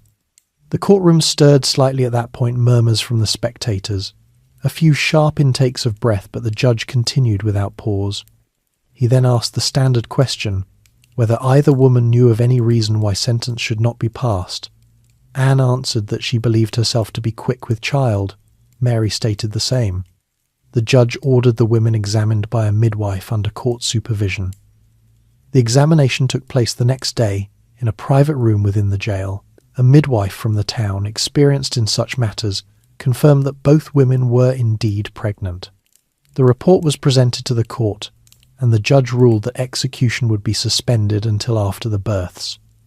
The men, including Rackham, received no such reprieve. They were taken away to await the gallows set up near Gallows Point on the coast. Anne and Mary returned to their cells with the sentence hanging but deferred. The jailers treated them with slightly more caution after that extra food appeared in the daily ration, a thin blanket for the bench, no unnecessary rough handling when the guards passed. The two women spoke through the bars each evening, their voices low to avoid being overheard. They discussed the coming months, the births that would delay the noose, the uncertain fate afterward, the small details of daily survival in the cell. Neither expressed fear. The conversation stayed practical, focused on what could be controlled. Rackham's execution came a week later. The prisoners heard the distant drum roll and the muffled shouts from the town square as the condemned men were marched to the gallows. Anne and Mary sat in silence during that hour, listening to the faint sounds carry on the wind. When the bells tolled the end, they exchanged a brief look through the bars and returned to the small routines of the cell, pacing the limited space, folding the blanket, saving portions of bread for later. The pregnancies progressed slowly in the confined conditions. The jail provided extra cornmeal and occasional fresh fruit when the market supplied it. Anne felt the first movements in early December, small flutters that she noted quietly during the night. Mary experienced the same a few weeks later. They shared the details in low voices, comparing sensations and timing without drama. The midwife visited once a month, checking progress and bringing small comforts. A clean cloth for washing, a bit of soap when it could be spared. The jail routine remained steady. Guards changed shifts at dawn and dusk. Food arrived at midday, the bucket was emptied each morning. Anne and Mary kept their cells as clean as possible, sweeping the straw into corners, wiping the bench with a damp rag. They exercised within the limits of the space. Slow walks back and forth, arm stretches to maintain strength. The leg irons stayed on, the chain just long enough to allow movement but short enough to remind them of their status. The wider world outside the jail continued its own course. News of the trial reached Nassau and Charlestown through returning ships and official dispatches. The stories grew in the telling. The women who had fought to the last, the drunken crew, the captain in his bright calico. Anne and Mary heard fragments from guards who spoke freely when they thought the prisoners could not overhear. The accounts varied, but the core remained. 2 women had stood when the men had fallen, and that fact alone had marked them in the record. The suspended sentences gave them time, but no certainty. The births would come, and then the court would decide again. Anne and Mary prepared as best they could in the small space, counting the days, noting changes in their bodies, maintaining the same steady calm that had carried them through every watch and every raid. The cell walls stayed close. The air remained warm and still, but the quiet partnership between them held firm. They faced the waiting months with the same practical resolve they had brought to every part of the life now ended. 18. Mysterious afterlife and legacy. The births came in the early months of 1721, separated by only a few weeks. Anne's child arrived first, a boy born in the dim light of the jail cell with a midwife and a female guard present. The labour lasted through the night, the stone walls muffling the sounds that carried down the corridor. Mary's daughter followed soon after, the process quieter but no less steady. The jail provided extra blankets and a small amount of milk when it could be spared from the town's supply. Both children were healthy enough under the circumstances, small but strong, with the same watchful eyes their mothers carried. The newborns stayed with their mothers in the cells for the first weeks. Anne cradled her son during the quiet hours, feeding him what milk she could produce and supplementing with thin gruel when necessary. Mary did the same, the two women passing small comforts through the bars, a clean rag for wiping, a bit of softened bread. The guards allowed the arrangement without interference, perhaps because the women had caused no trouble since the trial or because the sight of infants softened the routine of the place. The cells remained small and airless, but the presence of the children introduced a different rhythm. The soft sounds of breathing, the occasional cry that echoed off the stone, the careful movements required to keep the space clean.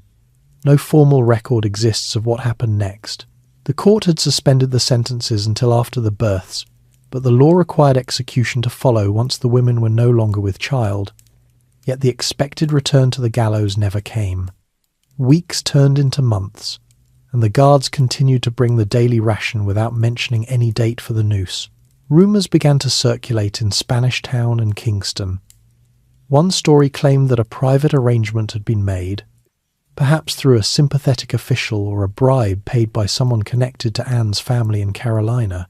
Another suggested that the governor himself had quietly intervened, unwilling to hang women who had recently given birth and whose cases had already drawn attention in London. Anne's fate after the trial fades into uncertainty. Some accounts from the period mention a woman matching her description seen in Charlestown several years later, living quietly under a different name and raising a child away from the docks.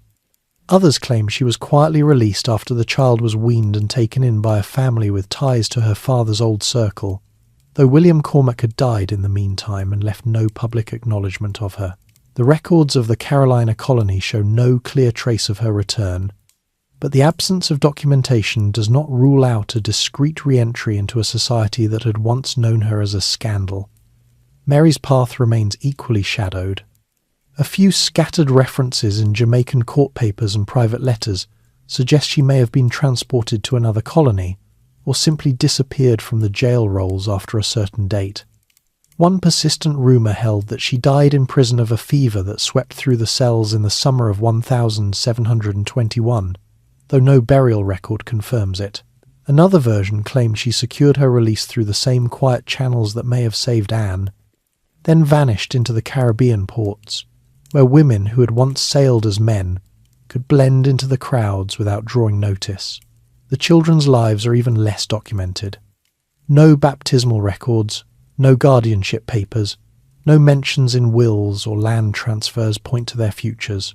They may have been raised by relatives, placed with local families, or carried away to places where their origins would remain unknown. The lack of detail is itself a kind of protection. In a world that recorded piracy trials with meticulous care, the quiet disappearance of 2 infants born in a jail cell served to close the chapter without fanfare. The myths that grew around Anne Bonny and Mary Read began almost immediately. Sailors in Nassau and Port Royal told versions of their story over grog, how they had fought when the men lay drunk, how they had stood defiant in the courtroom, how they had perhaps escaped the noose through cunning or mercy. The tales spread to London through merchants and naval officers, appearing in broadsides and pamphlets that sold on street corners. Printers added flourishes, Anne's red hair blazing in battle, Mary's sword work unmatched, turning the two women into figures larger than the small sloop they had sailed. By the middle of the 18th century, their names appeared in collections of pirate histories, often alongside Blackbeard and other captains whose stories had been embellished for print. The accounts varied in accuracy. Some correctly noted their pregnancies as the reason for the delay in execution. Others invented romantic backstories or dramatic escapes. The truth that they had lived ordinary pirate lives under the Articles, taken their shares, fought when required, and met capture with the same resolve they had shown throughout, became buried under layers of legend. Centuries later, the stories still echo. Anne Bonny's name appears in books, films, and popular accounts of the golden age of piracy, usually as the fiery redhead who defied every expectation of her time. Mary Read is remembered alongside her, the woman who had lived as a man through war and sea, her disguise a practical choice rather than a disguise for adventure. The details of their later lives remain unknown, a gap that allows the myths to persist. No grave markers, no final letters, no clear descendants trace back to them with certainty. What survives is the record of their choices. They left the constrained worlds they had known Anne from the Carolina plantation and the marriage arranged for her. Mary from the army and merchant ships where she had hidden her sex and stepped into a life governed by votes, articles, and shared risk. They proved themselves through steady work and quiet nerve, earning full shares in the respect of their company. When the end came, they met it with the same calm, fighting longer than the men around them and facing the court without pleas or excuses. The legacy lies not in the myths that grew afterward, but in the simple fact of their existence. In an age when women were expected to remain within narrow roles, they chose the deck over the household, the cutlass over the needle, the sea over the shore. They navigated the loose pirate society on its own terms, contributing without seeking special treatment, and when the forces of order finally closed in, they held their ground until the last possible moment. Their stories remind that the sea has always carried people who did not fit elsewhere, who sought motion instead of settlement, choice instead of expectation. Anne Bonny and Mary Read were two such people. They lived briefly in the open light of the Caribbean, then slipped back into shadow, leaving behind names that still echo through the centuries. The details of their final years remain uncertain, but the record of their defiance does not. In the quiet of a jail cell, in the months after their children were born, they waited with the same steady calm they had carried through every watch and every raid. Whatever path they took afterward, whether release, escape, or an unmarked end, the choice had always been theirs. The wind still moves across the same waters they sailed. The quays and passages remain, though the sloops are gone and the articles forgotten. Their names linger in the stories told on decks and in taverns, a small reminder that even in the tightest grasp of law and custom, two women once claimed their place on the open sea and held it until the end. Take a slow breath now. Feel the weight of the day ease from your shoulders. The lights are low, the room quiet except for the soft hum you may have turned on earlier. Let the story settle around you like a blanket.